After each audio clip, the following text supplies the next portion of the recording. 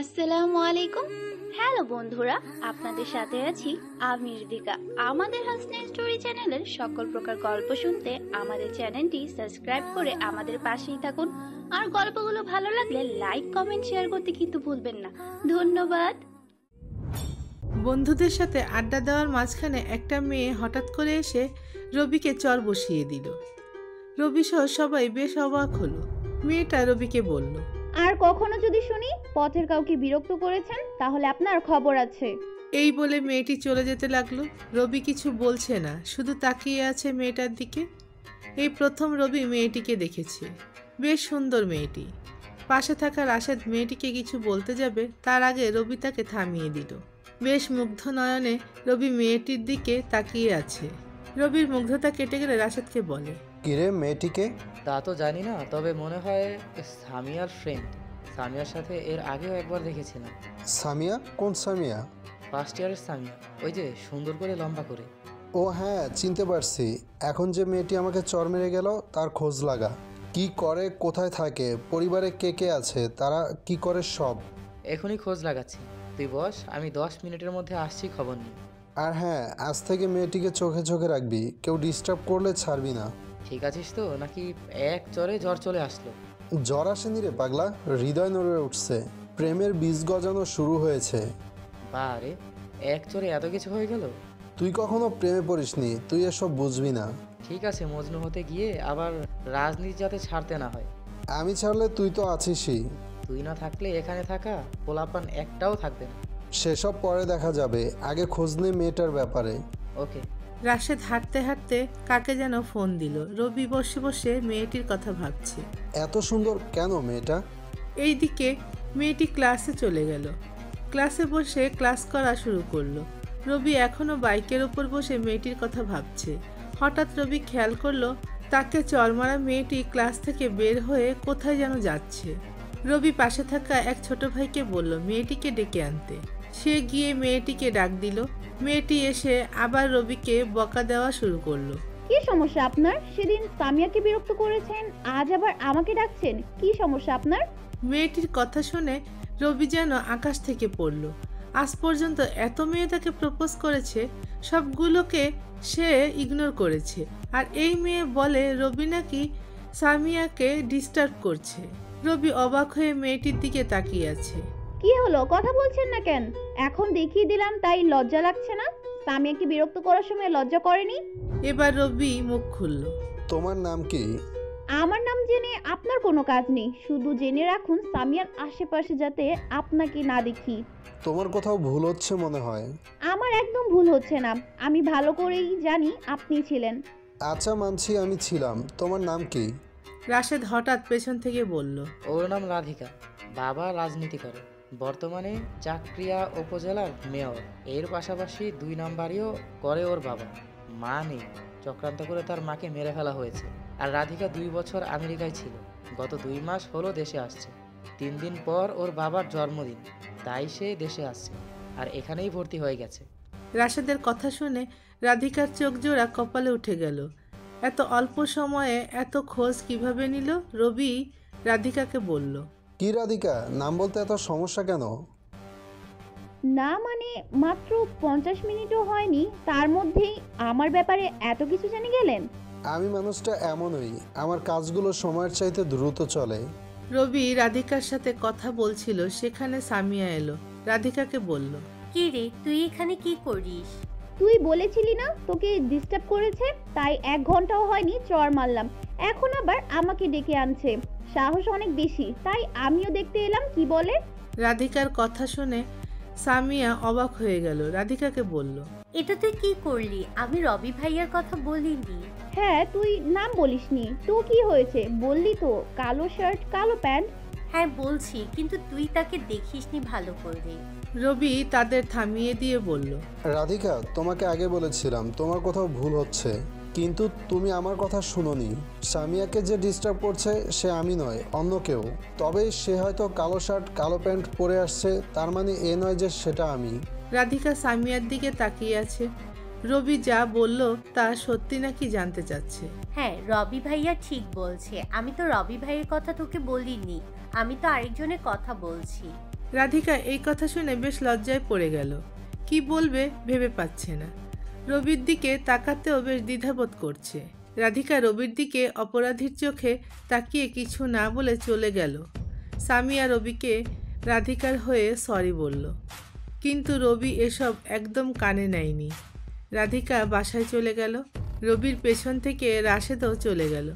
রাধিকা নিজের ভাড়া বাসায় চলে গেল আর সামিয়া নিজের বাসায়।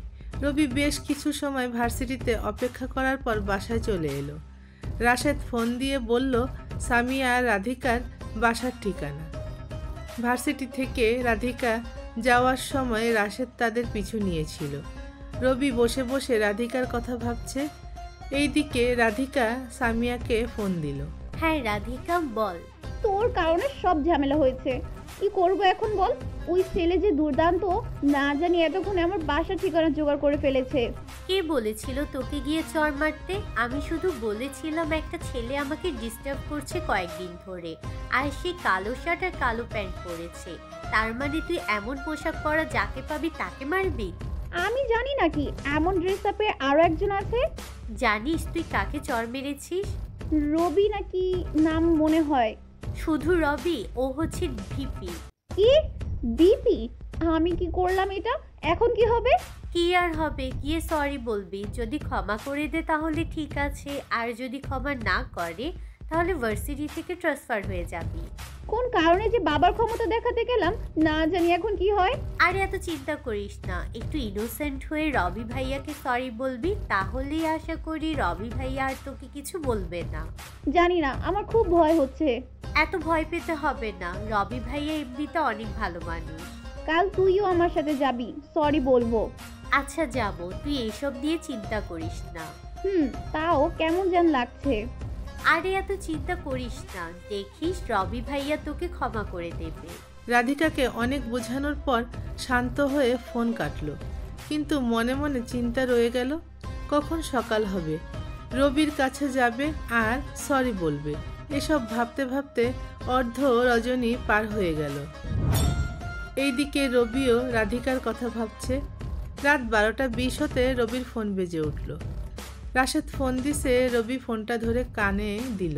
হ্যাঁ রাশেদ বল। সামিয়াকে ডিস্টার্ব করছে, তার খবর পাইছি। ও ভালো, তা কে সেই মহান মানুষ একটু বল, আমিও শুনি। নিলয় সামিয়াকে ডিস্টার্ব করছে। যাক ভালোই হলো, কাল দেখা করছি তাহলে ওর সাথে। রাশেদ ফোন কেটে দিল আর নিলয়কে ফোন দিয়ে রবি দেখা করবে বলল। তারপর রাশেদ ফোন কেটে দিল। এইদিকে রাধিকার কথা ভাবতে ভাবতে রবি ঘুমের দেশে পাড়ি দিল। সকালে ঘুম থেকে উঠে সোজা ভার্সিটিতে চলে গেল। নিলয় আগে থেকে বসে রবির জন্য অপেক্ষা করছে। রবি যেমন শান্ত তেমন রাগী সেটা সবাই জানে। নিলয় ভয়ে ভয়ে অপেক্ষা করছে। রবি যেতে নিলয় দাঁড়িয়ে গেল। সাথে তার বন্ধুও আছে। রবি গিয়ে দাঁড়াতে নিলয় রবির সামনে এলো। আসসালামু আলাইকুম ভাই। ওয়ালাইকুম আসসালাম। কি নীল, আজকাল নাকি মেয়েদের ডিস্টার্ব করছো? না ভাই, আমি তো শুধু সামিয়ার সাথে একটু আগ বাড়িয়ে কথা বলতাম। ও আগ বাড়িয়ে কথা বলতে, আর সে বলছে বিরক্ত করতে। সামিয়া মিথ্যা বলছে না? হতে পারে ভাই, আমি তো শুধু একটু কথা বলতে চাইতাম, আর কিচ্ছু না।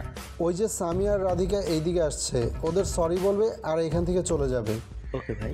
আর শোনো। জি ভাই বলেন। ওদের আর ডিস্টার্ব করবে না, যদি ডিস্টার্ব করো তো। না ভাই, ভুলেও সামনে যাব না, আপনি বলছেন না। এটাই ভালো। সামিয়া আর রাধিকা রবির সামনে এলো। পাশ থেকে নিলয় সামিয়াকে সরি বলল আর রাধিকা রবিকে সরি বলল। রবি কিছু না বলে অন্যদিকে হাঁটতে শুরু করলো। আসলে একটা প্ল্যান ছিল। ছোট ভাই আছে রবির পেছনে, তাদের সামনে রাধিকার সাথে কথা বলতে একটু বাধবে, তাই প্ল্যান করে রাধিকাকে সবার থেকে একটু দূরে নিয়ে এলো। রবির পেছন পেছন রাধিকাও আসলো। রবি কিছুটা গিয়ে থেমে গেল। রাধিকা রবির সামনে দাঁড়ালো। আসলে কাল রাত থেকে আমার ভালো করে ঘুমটাও হয়নি। আপনার সাথে কি একটা অন্যায় করে ফেলেছি আমি। রাধিকা কথাগুলো কিছুটা ভয় নিয়ে বলছিল। এবার রবি মুখ খুলল। দেখো, প্রথমত তুমি জেনে এমনটা করনি, আর এটা একটা সাহসিকতার কাজ। সেটা হয়তো তুমি ভুল মানুষের সাথে দেখিয়েছো, তবে সেদিক থেকে ভালোই হলো। কি ভালো হলো? দেখো রাধিকা, আমি ঘুরিয়ে কথা বলতে লাইক করি না, যা বলি সোজা সবটাই বলি। এই প্রথম শুনলাম কোনো রাজনীতিবিদই সোজা কথা বলে। দেখো, আমি পার্সোনাল লাইফ আর প্রফেশনাল লাইফ আলাদা করে দেখতে পারি, সেই হিসাবে এখন পার্সোনাল লাইফ থেকে কথাগুলো বলতে চাই। ঠিক আছে, বলুন। দেখো, তুমি বিশ্বাস নাও করতে পারো, কাল তুমি যখন হঠাৎ করে এসে আমাকে চড় মারলে আমারও ভীষণ রাগ হয়েছিল, কিন্তু যখন তোমার মুখটা দেখলাম সব রাগ যেন নিমিষেই হারিয়ে গেল। এক কথায় প্রথম দেখায় আমি তোমাকে ভালোবেসে ফেলছি। তুমি বলতে পারো প্রথম দেখায় ভালোবাসা হয় নাকি, কিন্তু কেন আমি জানি না তোমাকে প্রথম দেখাতে ভালোবেসে ফেলছি। এখন তুমি কি আমাকে ভালোবাসবে? আমি আপনার কথায় কিছু বুঝতে পারছি না। দেখো, তোমাকে এখনই উত্তর দিতে হবে এমন কথা নেই, চাইলে ভেবে তারপর বলতে পারো, তবে আমি আশা রাখবো তুমি হ্যাঁ বলবে। তাহলে আমি এখন আসি? যাও, তবে তোমার নাম্বারটা দিয়ে যাও। নাম্বার কেন আবার? তুমি ভালো করে জানো তোমার নাম্বার নেওয়া মাত্র কয়েক মিনিটের ব্যাপার, আমি চাই তুমি সেটা নিজে থেকে দাও। ওকে, নিন। রাধিকা নিজের নাম্বার রবিকে দিল। তারপর রাধিকা চলে গেল। রবি তারপর ছেলেদের সামনে এসে দাঁড়ালো। আজ রবি ক্লাস ঘুরে দেখতে মন চাইল। সব ক্লাস ঘুরে দেখলো। শেষে রাধিকার ক্লাসে গেল। দেখলো পড়াশোনা রাধিকা ভালোই করে। সেদিনের মতো ভার্সিটি ছুটি হয়ে গেল। রাতে রবি বসে বসে রাধিকার কথা ভাবছে। রাধিকাকে কিভাবে পটাবে সেইটাতেই চিন্তা রবির। হঠাৎ মনে হলো রাধিকাকে ফোন দিলে খারাপ হবে না, যে ভাবা সেই কাজ। ফোন দিল কিন্তু ধরল না। দ্বিতীয়বার ফোন দিতে ধরল। কি ব্যাপার, এত ফোন দিচ্ছেন, ফোন ধরছি না, সেটার কারণ তো বুঝতে হবে। রাধিকা, আমি রবি বলছি। আপনি? সরি, আসলে আমি চিনতে পারিনি। সমস্যা নেই, কি করছিলে? বসে আছি। আপনি? তোমার কথা ভাবছিলাম। আচ্ছা, এত রাতে ফোন দিয়ে ডিস্টার্ব করলাম না তো? না না, ডিস্টার্ব হব কেন, সমস্যা নেই, বলুন। তো আমার ব্যাপারটা ভাবলে তো? দেখুন, আমি কেন জানি না আপনাকে ভালোবাসতে পারবো না। তোমার কোনো সমস্যা হলে সেটা আমাকে বলতে পারো, আমি সেটা সমাধান করব। আপনি আমাকে ভালোবাসেন তার মানে এই নয় আমাকেও ভালোবাসতে হবে। তার মানে তুমি আমাকে ভালোবাসতে পারবে না? ক্ষমা করবেন, আমি পারবো না। আশা করি আপনি আমাকে জোর করবেন না। তুমি কি আরেকবার ভেবে দেখতে পারো না? আমি খুব ভালো করে ভেবে তারপর বলছি। আশা করি আপনি আমার পথের বাধা হবেন না। রবি উপরের দিকে তাকিয়ে এক দীর্ঘশ্বাস নিল আর বলল, ঠিক আছে, আমি তোমার পথের বাধা হব না, তবে তুমি যেদিন আমাকে ভালোবাসবে সেদিন আমি তোমাকে চাইবো। রাধিকাকে আর কিছু বলতে না দিয়ে রবি ফোন কেটে দিল। রাধিকার এমন আচরণে রবি কষ্ট পেল। পরদিন ভার্সিটিতে গিয়ে বাইকের ওপর শান্তভাবে বসে আছে। রবি একটু বেশি শান্ত হয়ে আছে দেখে একদম মনে হচ্ছে না সে ভার্সিটির ভিপি। রাশেদ এই মন খারাপের কারণ জানতে চাইল। তারপর রবি রাধিকার সাথে রাতে কথা হওয়া সব বলল। আরে ইয়ার, তুই যদি এটা নিয়ে মন খারাপ করিস তাহলে কি হয় বল? তার থেকে ভালো আমরা প্ল্যান করি কিভাবে রাধিকাকে তুই প্রেমে ফেলবি। কথাটা তুই ভুল বলিসনি, কিন্তু কিভাবে রাধিকাকে প্রেমে ফেলা যায় বলতো? আগে আমাদের জানতে হবে রাধিকা কখন কোথায় যায়। তারপর জানতে হবে তার কি কি পছন্দ, খাওয়া দাওয়া কিংবা পোষা প্রাণী থেকে বারান্দায় আসা পর্যন্ত। কালকে ওর বাবার জন্মদিন, চাইলে আমরা তাকে সারপ্রাইজ দিতে পারি। না, চকরিয়াতে ওর বাবা থাকে, সেখানে যাওয়া যাবে না। আর গেলে রাধিকা খারাপ কিছুও ভাবতে পারে। এই সময় আমাদের এমন কিছু করতে হবে যাতে রাধিকার মনে হয় আমরা খুব ভালোভাবে চলি, মানে এক কথায় তার সামনে খুব ভালো হতে হবে। তাহলে সবাইকে বলে দিও যাতে রাধিকাকে দেখলেই সালাম করে। তাই কর। রাধিকার জন্য আমি সিনেমা স্টাইলে অন্য কিছু করব। কি করবি? প্রতি রাতে তাকে বিরক্ত করব, যদিও সে আমার করা কাজে বিরক্ত হবে না, তবে আমার করা কাজকে সে ভীষণভাবে ভালোবাসবে, তবে আমাকে না দেখে। কিভাবে সেটা? সেটা নির্ভর করবে রাধিকার পছন্দ অপছন্দ আর রাতে সে কি করে সেটার উপর। তাহলে এখনই খোঁজ লাগাই তার কি পছন্দ অপছন্দ আছে জানতে। দেরি নয় তবে। রাশেদের সাথে কথা শেষ করে বাইক নিয়ে রবি অন্যদিকে চলে গেল। কাল রাধিকার বাবার জন্মদিন। রবি জানে সামিয়া সেখানে যাবে, আর যদি সেখানেই সামিয়াকে কাজে লাগানো যায় তবে খারাপ নয়। একটু পর রবি বাইক নিয়ে ফিরে আসলো। রাশেদ বলল, হঠাৎ কই গেলি আবার, ফিরেও কেন এলি? একটা কাজ আছে। আচ্ছা, কালকে রাধিকার বাবার জন্মদিনে কি সামিয়া যাবে? সেটা তো জানি না। সামিয়া যাবে কিনা খোঁজ নে, আর না গেলেও যেতে বল। আর সাথে বলবি সামিয়াকে রাধিকার পরিবার সম্পর্কে যত তথ্য পায় জোগাড় করতে। ওকে, বলে দেব। সামিয়াকে ফোন দিয়ে এসব বলবি। তারপর রবি চলে গেল। পরদিন সকালে রাশেদ ফোন দিয়ে রবিকে বলল, রাধিকার বাবার জন্মদিনে সামিয়া যাবে আর সামিয়াকে কি করতে হবে সব বলেছে। আর সামিয়ার পছন্দ বলতে নদীর পাড়ে ঘুরতে ভালোবাসে, আর বারান্দায় তার অনেক ফুল গাছের চারা আছে। সে থেকে বোঝা যায় রাধিকা ফুল গাছ খুব লাইক করে। ঠিক আছে, এটা একটা উইক পয়েন্ট, এটাই হবে। ফুল গাছ? হ্যাঁ, এটা জানিস নাকি কোন কোন ফুল গাছ বেশি লাইক করে? একটা হচ্ছে গোলাপ আর একটা অর্কিড গাছ। অর্কিড? বাহ, বেশ পছন্দ আছে বলতেই হয়। দেখতে হবে তো ভাবিটা কার। গাছে কাঁঠাল গোপেদের। রাখ ফোন। রবি ফোন কেটে দিল। এইদিকে রাধিকার বাবার জন্মদিনের দিন রাধিকা আর সামিয়া বেশ উপভোগ করলো। সামিয়া সবার আড়ালে নিজের কাজও করলো আর প্রতিটি আপডেট রাশেদকে সাথে সাথে দিল। পরদিন সামিয়া আর রাধিকা চলে এলো। রবি সামিয়ার থেকে জেনে নিল রাধিকা কখন ঘুমায় আর কখন ঘুম থেকে ওঠে। সামিয়ার থেকে জানতে পারলো প্রতি রাতে 12টা হতে রাধিকা ঘুমিয়ে যায়। রাত 11টা হতে রাধিকা খাওয়া শেষ করে টিভি দেখতে বসে পড়ল। বেশ কিছু সময় টিভি দেখে ঘুমাতে গেল। হঠাৎ বাইরে একটা মিষ্টি বাঁশির আওয়াজ শুনে বেশ ভালো লাগে রাধিকার। রাধিকা আওয়াজটা শুনে কোত্থেকে এলো দেখতে ব্যালকনিতে আসলো, কিন্তু বাঁশির আওয়াজ দেওয়া মানুষটার মুখ দেখতে পেল না। সাইকেল চালিয়ে চলে গেল। পরপর আরও 3 দিন এমন হলো, কিন্তু রাধিকা সে মানুষটাকে দেখতে পেল না। আজ রাতেও অপেক্ষা করছে কখন সে সাইকেলওয়ালা আসবে আর বাঁশি বাজাবে। রাত 11টা বেজে গেল। রাশেদকে ফোন দিল রবি। রবি বল। এতদিন ধরে দেখছি এই উপায়ে রাধিকাকে কিছু করা যাচ্ছে না, এখন কি করি বলতো? আসলে কি এখনো রাধিকা তোর সেই বাঁশির আওয়াজ শোনেনি, নাকি চুপচাপ শোনে? সেটা তো জানি না। তাহলে আজ একটা কাজ কর, প্রতিদিন তো 12টায় যাস, আজ আরও 10 মিনিট পর যাবে। যদি ততক্ষণে ঘুমিয়ে যায়? যদি ততক্ষণে ঘুমিয়ে যায় তাহলে মনে করবি তোর বাঁশির আওয়াজ তার কানে পৌঁছালেও তার মন যাচ্ছে না। আর যদি তোর বাঁশির আওয়াজ শোনে বাইরে চলে আসে তাহলে মনে করবি সে লাইনে চলে আসছে। ওকে, দেখি তোর এই টেকনিক কতটা কাজে দেয়। তা তো জানি না, তবে আমার মনে হয় কাজ দেবেই। ওকে, রাখছি তবে। রবি ফোন কেটে দিল। প্রতিদিনের মতো সাইকেল নিয়ে বের হলো। রাধিকার বাসার চারপাশে ঘুরে দেখলো, তবে এখনও বাঁশি বাজায়নি। 12:10 হতেই রবি প্রতিদিনের মতো বাঁশি বাজিয়ে চলে গেল। পেছনে ঠিক রাশেদ ছিল। কতটা কাজ হয় দেখার জন্য রাশেদকে নিয়ে আসছে। রবির বাঁশির আওয়াজ শুনে রাধিকা দৌড়ে বের হলো। এতক্ষণ তো সে চিন্তায় ছিল বাঁশিওয়ালা কখন আসবে। দেরি হয়ে যাচ্ছে তাও আসছে না। এক প্রকার ভয়ে ছিল। রবির বাঁশির আওয়াজ শুনে রাধিকা এক হাসি দিল। রাশেদ নিচ দিয়ে যাওয়ার সময় রাধিকা দেখে ফেলল।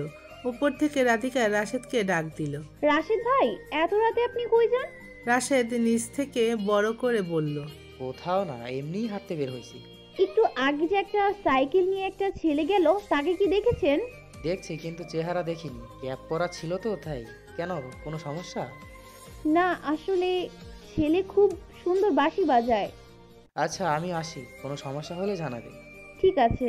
রাশেদ তো মনে মনে সেই খুশি, তার টেকনিক কাজে দিচ্ছে। রাশেদ সেখান থেকে চলে এলো। পাশের চায়ের দোকানে রবি রাশেদের জন্য অপেক্ষা করছে। কতটা কাজ হলো রাশেদের থেকে জানবে বলে। একটু পর রাশেদ এলো আর রাধিকার সাথে হওয়া সব কথা বলল। রবি তো সেই খুশি, কিন্তু রাধিকাকে কখনো বুঝতে দেওয়া যাবে না ওটা রবি ছিল। রাতে এসে রবি ঘুমিয়ে গেল। সকালে ভার্সিটিতে গেল। রাধিকা আর সামিয়া একসাথে ক্লাসের দিকে যাচ্ছে। রাশেদ রবির কথায় সামিয়াকে ডাক দিল। সামিয়ার সাথে রাধিকাও এলো। রাশেদ সামিয়াকে একটু সবার থেকে আলাদা জায়গায় নিয়ে গেল। সামিয়ার হাতে একটা হলুদ খাম দিয়ে বলল সেই খামটা সামিয়ার কাজের জন্য। সামিয়া জিজ্ঞেস করছিল সেখানে কি আছে, কিন্তু রাশেদ বলেনি। খামটা বাসায় গিয়ে খুলতে বলল। এদিকে রাধিকা রবির সামনে দাঁড়িয়ে আছে আর রবি অন্যদিকে তাকিয়ে আছে। রবি রাধিকাকে ইগনোর করছে যেন রাধিকা রেগে যায় আর রবিকে কিছু বলে। রবির এমন ইগনোর করা দেখে রাধিকা বলল, কি ব্যাপার, আমাকে ইগনোর করছেন মনে হচ্ছে? রাধিকার কথা শুনেও রবি না শোনার ভান করছে। রাধিকা আবার বলল, আপনাকে কিছু বলেছি আমি? রবি এবার তার পেছনে থাকা ছেলেদের দিকে তাকিয়ে আবার রাধিকার দিকে তাকালো আর বলল, তুমি আমাকে কিছু বলছো? তো অন্য কাউকে বলেছি নাকি? না, পেছনে তো অনেকেই আছে, তাই বুঝতেছি না কাকে বলছো। রাজনীতি না করে ভালো অভিনয় করতে পারতেন। আচ্ছা, আপনার রাজনীতির প্রতি এত রাগ কেন? আমি দেখেছি আমার বাবাকে রাজনীতি করতে, সেই হিসেবে রাজনীতি কেমন তা আমি কিছুটাও জানি। তোমার বাবার মতো রাজনীতি আমি করলে এই শহরে এতদিনে 10টা বাড়ি থাকতো আমার। বেশ কম সবাই এমনই। সবাই করে না, এই যে দেখো, আমি কখনো 2 নাম্বারই করিনি, হলপ করে বলতে পারি। হয়েছে, আমি তর্ক করতে আসিনি। কেন ডেকেছে সামিয়াকে? আমি কখন ডাকলাম? রাশেদ তো আপনার কথাই ডেকেছে। সেটা তো দেখাই যাচ্ছে, সামিয়ার সাথে কথা কে বলছে। সামিয়া রাশেদের সাথে কথা শেষ করে এলো, রাধিকাকে নিয়ে ক্লাসে চলে গেল। খামটা সামিয়ার হাতেই আছে। রাধিকা যেতে যেতে সামিয়াকে জিজ্ঞেস করলো এটা কিসের খাম, কিন্তু সামিয়া তো জানে না, তাই সে জানে না বলল। দুইজন ক্লাসে চলে গেল। রবি ফুল গাছ নিতে গেল, সেখানে একটা মাত্র অর্কিড গাছ আছে। রাধিকাও অর্কিড গাছের জন্য এলো। একটা মাত্র অর্কিড গাছ কে নেবে চিন্তায় পড়ে গেল। শেষে রবি রাধিকাকে বলল, তোমার লাগলে এটা তুমি নিয়ে যাও। কিন্তু আপনারও তো লাগবে। হ্যাঁ, আমারও লাগতো, কোনো সমস্যা নেই, পরে আমি কোনো সময় নিয়ে যাব, তুমি এটা নিয়ে যাও। সত্যি আপনি পরে নিতে পারবেন তো? হ্যাঁ, নিতে পারবো। তোমার বারান্দায় এই গাছটা রেখো, খুব সুন্দর দেখাবে। আপনি লুকিয়ে আমাকে দেখেন নাকি? আমি দেখি না, বরং তুমি আমাকে দেখার চেষ্টা করো। মোটেও না, আমি কেন আপনাকে দেখতে যাব? তাও ঠিক। আচ্ছা, এই অর্কিড তুমি নাও, চললাম আমি। এই বলে রবি হাঁটা শুরু করলো। পেছন থেকে রাধিকা ডাক দিল, এই যে শুনুন। আবার কি? ধন্যবাদ। আসি তবে। রবি রাধিকাকে এখনও একটু ইগনোর করলো, যাতে সে রবির প্রতি আকৃষ্ট হয়। রাধিকা তো মনে মনে বলছে তাকে এত ইগনোর করছে কেন। রাধিকাকে রেখে রবি চলে এলো। এটাও একটা প্ল্যান ছিল। সামিয়ার থেকে জেনেছে রাধিকা আজ অর্কিড গাছের জন্য আসবে, আর রবি সেটাই কাজে লাগালো। বিকালে সবাই বাসায় চলে যায়। সামিয়া হলুদ খাম খুলে দেখে তার মধ্যে 10,000 টাকা আছে। সামিয়া বুঝতে পারে সে টাকা কেন দেওয়া হয়েছে তাকে। আবারও রাত 12টা 10 পর্যন্ত অপেক্ষা করছে রাধিকা, কিন্তু এখনও সেই বাসিওয়ালা আসলো না। প্ল্যানিং করছে রবি আজ আরও 10 মিনিট পর যাবে। রাধিকা অনেকক্ষণ অপেক্ষা করে সেই বাঁশির আওয়াজ না পেয়ে শুয়ে পড়ল। হঠাৎ বাঁশির আওয়াজ শুনে রাধিকা এক লাফে শোয়া থেকে উঠে গেল। বারান্দায় এসে দেখে বাঁশিওয়ালা বাঁশি বাজাতে বাজাতে চলে যাচ্ছে। রাধিকা প্ল্যানিং করলো, আজ তো দেখলাম না, কাল ঠিকই দেখব, প্রয়োজনে রাস্তায় গিয়ে দাঁড়িয়ে থাকব। পরের দিন তাই করলো। রাধিকা আগে থেকে রাস্তায় গিয়ে দাঁড়িয়ে থাকলো। রবি বাঁশি বাজিয়ে যেতেই রাধিকার সামনে চলে এলো। রাস্তায় রাধিকাকে পথ আটকাতে দেখে রবি সাইকেল নিয়ে উল্টো পথে যেতে শুরু করে। রাধিকার হাতে ধরা না দিয়ে রবি এক সময় চলে গেল। রাধিকা পথ চেয়ে থাকলো। কিছু সময় পর রাধিকা বাসায় ঢুকে গেল। এইদিকে রবি সাইকেল নিয়ে বাসায় চলে এলো। রাতে রাশেদকে ফোন দিয়ে রাধিকার সাথে ঘটে যাওয়া সব কথা বলল। রাশেদ শুনে তো সেই হাসি। রবি ফোন কেটে দিয়ে ঘুমিয়ে গেল। সকালে ভার্সিটিতে গিয়ে দেখলো সবাই যার যার মতো ক্লাসে যাচ্ছে আসছে। রবি সবাইকে নিয়ে বসে আছে। হঠাৎ সামিয়া এসে রাশেদের সাথে কথা বলতে চাইলো। রাশেদ সামিয়াকে নিয়ে একটু আলাদা হয়ে দাঁড়ালো। এইসবের কি দরকার ছিল? খাম দেওয়াটা নাকি? হ্যাঁ, টাকা না দিলেও হতো। এইসব তো রবি দিছে, আমার কি করার এখানে? তাও এখন কেমন যেন অন্যরকম লাগছে। সমস্যা নেই, রেখে দাও। আর রবি কিছু জিজ্ঞেস করলে বলবে। ধন্যবাদ। সামিয়া রাশেদের কাছ থেকে ফিরে এসে রবিকেও ধন্যবাদ দিল। রবি কিছু না বলে একটা মিষ্টি হাসি দিল। রাধিকা তো জিজ্ঞেস করে বসলো কেন ধন্যবাদ দিল, আর রাশেদই বা কেন ডাকলো। সামিয়া এসব না বলে রাধিকাকে হাত ধরে টেনে নিয়ে গেল। এইদিকে রাধিকা ক্লাসে বসে থাকলেও তার মনোযোগ নেই। চিন্তা করছে সেই বাঁশিওয়ালার কথা, কত সুন্দর করে বাঁশি বাজায়, কিন্তু মানুষটা কেমন তা তো জানে না। শত চিন্তা মাথায় নিয়ে কোনো রকম একটা ক্লাস শেষ করে। আর কোনো ক্লাস না করে রাধিকা সামিয়াকে নিয়ে বের হয়ে যায়। দুইজন পাশে থাকা ফুচকার দোকানের একটা বসার জায়গায় বসে পড়ে। ফুচকা খেতে খেতে রাধিকা প্রতিদিন বাঁশির আওয়াজ শোনার কথা সামিয়াকে বলে। সামিয়া একটু চিন্তা করে হঠাৎ মুচকি হাসতে শুরু করে, কারণ সামিয়া বুঝতে পেরে যায় রাধিকাকে পটাতে চাওয়া সেই প্রেমিকটা কে। সামিয়ার হাসি দেখে রাধিকা বলে, কি হলো, এত মিটমিটে হাসি আর কি আছে বুঝলাম না। কোথায় লোকটাকে দেখতে একটা কিছু করবি, তা না করে উল্টো হাসছিস। আচ্ছা বল, তাকে কেমন লাগে? কখনো তো দেখিনি, তবে বলতে পারিস তার বাঁশির আওয়াজে যে কারো মন কেড়ে নিতে পারে। তুইও প্রেমে পড়েছিস নাকি? বলতে পারিস। যদি দেখি সে তোর পরিচিত কেউ, তখন কি করবি? প্রেম করব যদি সে রাজনীতি না করে। তাদের কথাগুলো রবি শুনছিল, কারণ সামিয়া রাধিকার বসার পেছনে রবি তার ছেলেদের নিয়ে বসেছিল। রাধিকার কথা শুনে রবির রাগ উঠে গেল। পেছন থেকে উঠে রাধিকার সামনে এসে রাগী গলায় বলল, এই মেয়ে, কি সমস্যা তোমার? আমি কি করলাম আপনাকে? রাজনীতিকে তুমি কি মনে করো? তোমার বাবার মতো 2 নাম্বার? যেখানে যাই সেখানে রাজনীতি করলে হবে না। তোমার কারণে ঠিকমতো ঘুমাতেও পারি না আমি। কেন, আমি কি করলাম? তুমি আর কখনো রাজনীতি নিয়ে কথা বলবে না। কি আইডিয়া আছে তোমার রাজনীতি নিয়ে? যত খারাপ কিছু শেখার আছে সব তোমার বাবার কাছ থেকে শিখেছো। হ্যাঁ, আমি নিজে যা দেখেছি তা শিখবো না তো কি শিখবো? কত বছর দেখেছো তুমি তোমার বাবার রাজনীতি? ছোট থেকে তা দেখে আসছি। আজ থেকে 7 দিন তুমি আমার সাথে থাকবে, প্রতিদিন ভার্সিটিতে আসবে। এই 7 দিনে একটা ক্লাসও করতে পারবে না। রাজনীতি আমি কিভাবে করি তোমাকে দেখাবো, আর রাজনীতি নিয়ে তোমার যে ভুল ধারণা আছে সব ভেঙে দেব। পারবো না আমি। তোমার বাবার মতো খারাপ রাজনীতি চাইলে আমিও করতে পারি। এমন কিছু করো না যাতে তোমাকে তুলে আনতে হয়। এই তো আপনার আসল চেহারা বের হয়ে এলো। এটাকে যদি আমার আসল চেহারা মনে করো, তাহলে কেন আমার প্রেমে পড়েছো? কেন কাল রাতে আমার সাইকেল দাঁড় করিয়েছিলে? কেন বাঁশির আওয়াজ শুনতে কান পেতে বসে থাকতে? কেন করতে এসব? তার মানে সে বাঁশিওয়ালা আপনি? হ্যাঁ আমি। রাজনীতি ছাড়া তোমার কাছে একজন প্রেমিক হতে চেয়েছি, কিন্তু তুমি তা করতে দিলে না। সবখানে রাজনীতিকে লাঞ্ছিত করেছো। কেন? তোমার এই ভুল ধারণা আমি ভেঙে দেব। এখন থেকে 24টা ঘন্টা তুমি আমার নজরে থাকবে।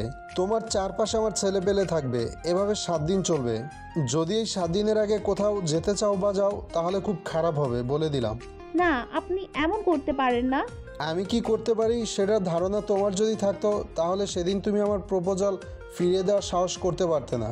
সেদিনের জন্য সরি বলো বা আর যাই বলো, রাজনীতি নিয়ে তোমার ভুল ধারণা আমি ভেঙে দিবই। আমার পেছনে থাকা সব ছেলেপেলে আমার, তুমিও ওদের চিনে রেখো। আমার ছেলেপেলে সে যে অন্য কেউ তোমার ক্ষতি করতে পারে। প্লিজ এমনটা করবেন না। আমি মুখ দিয়ে যা বলি তাই করি। তোমার সময় কাল থেকে শুরু। খুব দরকারি কোথাও যেতে হলে আমাকে কল দেবে। আপাতত তুমি এখন থেকে আমার নজরে থাকবে। আসি। রাধিকা কি বলবে বুঝতে পারছে না। এমনিতে সে কোনো ঝামেলায় জড়াতে চায় না, তার উপর রবির এমন কথাগুলো শুনে বেশ অস্থির লাগছে। রবি চলে গেল। রাধিকা রবিকে কিছু বলতে না পেরে বাসায় চলে এলো। বিকালে রবিকে ফোন দিল। রবির ফোন সাইলেন্ট ছিল, যার জন্য ফোন ধরতে পারেনি। রাধিকা পরপর 3 বার ফোন দিল, কিন্তু তাতেও কিছু হয়নি। রবি ফোন ধরেনি। আরও কিছু সময় পর রবি ফোনটা হাতে নিয়ে দেখে 4টা কল, 3টা রাধিকার, 1টা রাশেদের। রবি রাধিকার কল বেশি দেখে রাধিকাকে ফোন দিল। প্রথম রিং বাজতেই রাধিকা ফোন তুলল। এত ফোন দিচ্ছ কেন? তুমি ঠিক আছো তো? আমি ঠিক আছি, কিন্তু আপনি ফোন ধরেননি কেন? ফোন সাইলেন্ট ছিল। কখন ফোন দিছো বুঝতে পারিনি। আমি তো ভাবছিলাম আরো বিজি আছেন। না তা নয়, বলো কি বলবে। আপনার ছেলেগুলোকে চলে যেতে বলেন।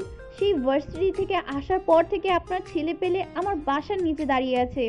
মানুষ কি ভাববে? কে কি ভাবছে তাতে আমার কিছু আসে না। কান খুলে শুনে রেখো, ওরা সারাক্ষণ তোমার পাশে থাকবে।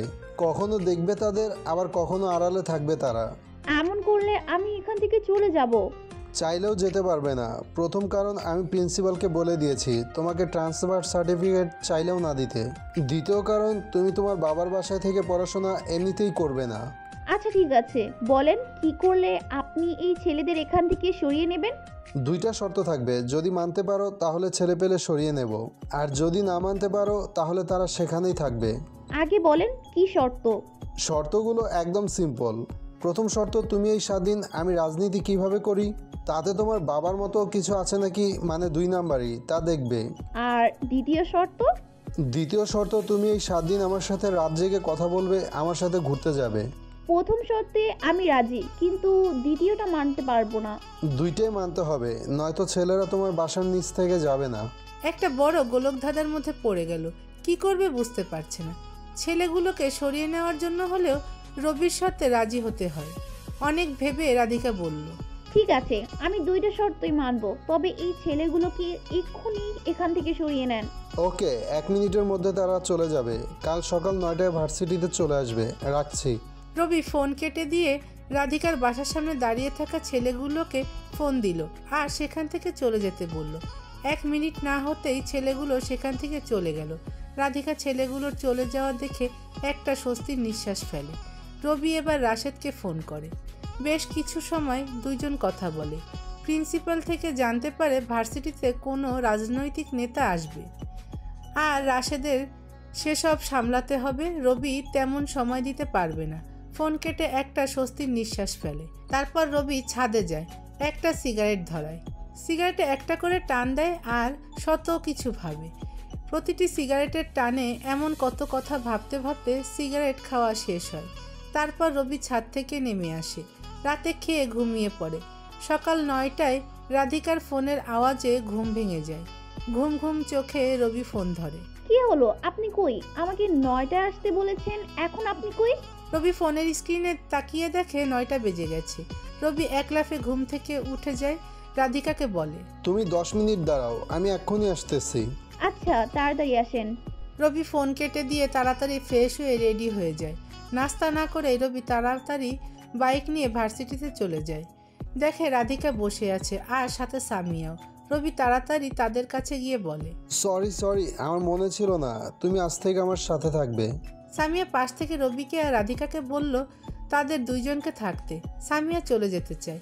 রবি সামিয়াকে নাস্তা করছে নাকি জিজ্ঞেস করে। যদি না করে রবির সাথে গিয়ে করতে বলে, কিন্তু সামিয়া নাস্তা করছে তাই রবির সাথে যায়নি। সামিয়া এক ভার্সিটির রুমের দিকে চলে যায়। অনেকে এসেছে এই সময়টুকুতে। রবি রাধিকাকে বলে নাস্তা করেছে কিনা। রাধিকাও নাস্তা করেছে বলল। রবি বলল, ঠিক আছে, চলো তাহলে। কোথায় যাব? আমার সাথেই তো যাবে, ভয় পাচ্ছ নাকি? তা নয়, কিন্তু কই যাব আপনার সাথে? অনেক খিদে লাগছে আমার, চলো আগে গিয়ে কিছু খেয়ে নেই, তারপর আজ সারাদিন বাইক নিয়ে দুইজনে ঘুরবো। প্রথমত আমি খেয়েছি, এখন আর খেতে পারবো না। আপনি খেয়ে আসুন। আমি তোমাকে ছাড়া খেতে পারবো না, চলো তো। রাধিকা যেতে না চাইলেও রবি জোর করে রাধিকাকে নিয়ে যায়। রাস্তার অপর পাশে রেস্টুরেন্ট আছে, তাই রবি বাইকটা ভার্সিটিতে রেখে রাধিকাকে নিয়ে রেস্টুরেন্টের পেছনের দিকে একটা টেবিলে গিয়ে বসে। রাধিকাকে অর্ডার করতে বলল, কিন্তু সে তো কিছুই খাবে না। পরে রবি অর্ডার করলো। একটু সময় পর সব রেডি। অনেকগুলো খাবার একসাথে অর্ডার করলো দেখে রাধিকা বলল, এতগুলো একসাথে কেন? আরও আনতে বলবো নাকি? রাধিকা রবির দিকে এক বিরক্তির চোখে তাকিয়ে কিছু না বলে চুপচাপ বসে আছে। রবি রাধিকার চুপ থাকা দেখে বলল, কি রাগ করছো কেন? এসব আমাদের দুইজনের জন্য। আমি খাবো না, আপনি খান। প্রথমত আমি এতগুলো খাবার খেতে পারবো না, আর তোমাকে খাওয়ানোর জন্য এখানে নিয়ে আসছি। আমি খাবো আর তুমি বসে বসে দেখবে, এমনটা কিন্তু নয়। এত বিরক্ত করেন কেন বলুন তো? বললাম তো খাবো না। বললাম তো খেতে। আমি খেয়ে আসছি। এখন অল্প করে হলেও খাও তো। এবারও রবির জোরাজোরিতে হার মানতে হলো রাধিকাকে। অল্প করে খেলো রাধিকা। রবি বলল কাল থেকে যাতে আর না খেয়ে আসে। রাধিকা কিছু না বলে চুপচাপ বসে রইল। খাওয়া শেষ করে দুইজনে আবারও ভার্সিটিতে চলে এলো। রাধিকাকে বাইকের পেছনে উঠতে বললে রাধিকা ইতস্তত বোধ করে। পরে ওঠে, কিন্তু রবিকে একদম স্পর্শ না করে ফাঁকা রেখে বসছে। রবিও একটু জোরে বাইক টান দিল। সাথে সাথে রাধিকা রবির কাঁধে হাত রাখে। শক্ত করে ধরো, নয়তো পড়ে যাবে। রাধিকা কিছু না বলে রবিকে এমন করে ধরলো যাতে রবি ব্যথা পায়। সাথে সাথে রবি বলে, এত জোরে ধরলে কেন? আপনিই তো ধরতে বললেন। হ্যাঁ, ধরতে বলেছি, তার মানে এত জোরে ধরতে বলিনি যাতে আমি ব্যথা পাই। আচ্ছা ঠিক আছে। রবি আবারও বাইক চালাতে লাগলো। পেছনে রাধিকা তো মনে মনে সেই হাসি। অন্তত রবিকে বিরক্ত করতে পারছে ভালো। একটু সময় বাইক চালিয়ে রবি ভার্সিটি থেকে বের হওয়ার অন্য একটা পথে গিয়ে বাইক থামালো। সেখানেও 4-5 জন ছেলে আছে। একজনকে গাছের সাথে বেঁধে রাখছে। রবি গিয়ে দাঁড়াতে একটা ছেলে বলল, ভাই, সেই ছেলে যে তামিয়াকে অ্যাসিড মারার হুমকি দিচ্ছে। ছেলেটার কথা রাধিকাও শুনল আর কি হচ্ছে সব মনোযোগ দিয়ে দেখা শুরু করলো। রবি ছেলেটার কাছে গিয়ে বলে, কি নাম রে তোর? পেছন থেকে একজন বলে উঠল, ভাই ওর নাম নাকি সায়েম। রবি তাদের বলল। আমি তোদের জিজ্ঞেস করিনি ওর নাম কি, সেটা ওর থেকে শুনতে চেয়েছি। রবি সায়েমের দিকে তাকিয়ে আবার তার নাম জিজ্ঞেস করলো। সায়েম কাঁপা কাঁপা গলায় তার নাম বলল। অ্যাসিড কেন মারতে চেয়েছিস? সরি ভাই, ভুল হয়ে গেছে, আর এমন হবে না, মাফ করে দেন। আমি যদি তোকে মাফ করি তাহলে আমার পাপ হবে। বল কেন অ্যাসিড মারার হুমকি দিলি? পেছন থেকে আরেকজন বলল।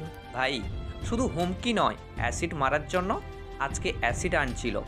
রাস্তায় আমরা তামিয়াকে দৌড়াতে দেখে তার কাছে যাই, আমাদের দেখে সায়েম পেছনে পালায়। তামিয়া আমাদের এর কথা বলে আর অ্যাসিডের কথাও বলে। আমরা সেখানে সময় মতো না গেলে প্রকাশ্যে রাস্তায় তামিয়াকে অ্যাসিড মেরে দিত। ও বুঝলাম, হ্যাঁ কাহিনী আছে এখানে। রবি সায়েমকে আবার জিজ্ঞেস করল। কেন অ্যাসিড মারতে চেয়েছিস তামিয়াকে?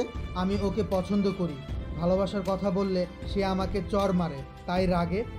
সায়েমের কথা শেষ হওয়ার আগে পেছন থেকে আরেকজন মেয়েলি কণ্ঠে বলা শুরু করে। মিথ্যে বলছে সে।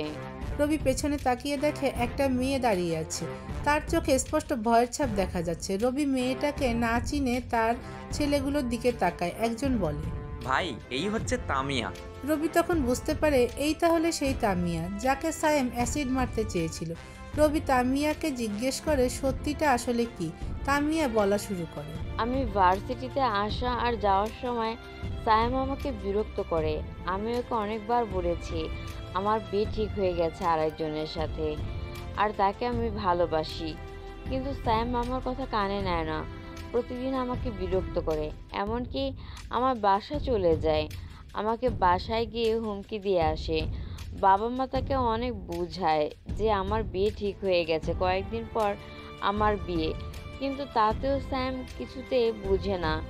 এর একদিন পর সায়েম আমাকে আবারও বিরক্ত করে। আমি যখন আগের মতো আমার বিয়ে ঠিক হয়ে গেছে বলি, তখন সে আমার হাত ধরে টানাটানি করে। আমি তার কাছ থেকে নিজেকে ছাড়াতে চাইলে সে আরও জোর করে, শেষে নিজেকে রক্ষা করতে তাকে চর মারি। চর খেয়ে সে আমাকে বলে কাজটা আমি ভালো করিনি, সে নাকি আমাকে দেখে নেবে। তার কথা আমি ভয় পেয়ে যাই। পুরো 7 দিন ভার্সিটিতে আসিনি ওর কারণে। যখন আমার ফ্রেন্ডের কাছ থেকে জানতে পারলাম 2 দিন ধরে স্যাম ভার্সিটিতে আসেনি, তখন ভাবলাম হয়তো আর আমাকে ডিস্টার্ব করবে না, তাই আজ আমি ভার্সিটিতে আসছিলাম। কিন্তু মাঝপথে দেখি স্যাম অ্যাসিড নিয়ে আমার দিকে আসছে। আমি ভয় পেয়ে সেখান থেকে পালাতে চেষ্টা করি, কিন্তু সে অনেক দৌড়াতে পারে। আমি নিজেকে কোনোভাবে রক্ষা করতে পারছিলাম না। মনে করছিলাম এই বোধহয় স্যাম আমাকে অ্যাসিড মারবে, কিন্তু আল্লাহর কৃপায় আমি সামনে আপনার দলের তুষার ভাইকে দেখতে পাই। আমি জানি তুষার ভাইকে দেখলে স্যাম পালাবে। আমাকে দৌড়াতে দেখি তুষার ভাইয়া বাইক নিয়ে আমার কাছে আসে। আমি তুষার ভাইয়ের কাছে গিয়ে অজ্ঞান হয়ে যাই। এইটুকু বলে তামিয়া থেমে যায়। পিছন থেকে তুষার বলা শুরু করে, ভাই তারপর আমি পাশের দোকান থেকে পানি নিয়ে সামিয়ার জ্ঞান ফিরাই, আর সে আমাকে বলে সায়েম তাকে অ্যাসিড মারতে দৌড়াচ্ছে। আমার সাথে আরও 3 জন ছিল। আমি তাদের বলি তুষারকে ধরে নিতে। তারা গিয়ে তুষারকে ধরে ফেলে অ্যাসিড সহ। তারপর রাশেদ ভাইকে জানায়, আর সে আপনাকে জানায়। এবার তুষারও থেমে গেল। হঠাৎ রাশেদ ফোন করে। রবি ফোনটা কানে নিতে রাশেদ বলা শুরু করে, কই তুই? আছি ভার্সিটিতে। কেন? একটা ভিডিও দিচ্ছি, ওখানে দেখা যাচ্ছে তামিয়াকে প্রকাশ্যে দিবালোকে সায়েম অ্যাসিড মারতে দৌড়াচ্ছে, আর ছোট ভাই তুষার তামিয়াকে বাঁচায়। ঠিক আছে পাঠিয়ে দে, আমি দেখছি। আর সায়েম আমার সামনে আছে, 3 নম্বর গেটে চলে আয়। তারপর রবি রাশেদকে আসতে বলে ফোন কেটে দেয়। রবির ফোনে ভিডিওটা চলে আসছে। রবি ভিডিওটা প্লে করে, দেখে তুষার যেমন বলেছিল তেমনটা সেখানে দেখাচ্ছে। রবি ভিডিওটা সায়েমকে দেখালো। তার চোখজোড়া কপালে উঠে গেছে। সে কাঁদতে শুরু করে দিল। রবির কাছে বারবার মাফ চাচ্ছে, কিন্তু অপরাধীকে শাস্তি না দিলে তার এত বছরের রাজনীতি সবটা মিথ্যা হয়ে যাবে। রবি এবার রাধিকার দিকে তাকায়। রবি খেয়াল করে দেখে রাধিকার চোখের কোণায় পানি জমে গেছে।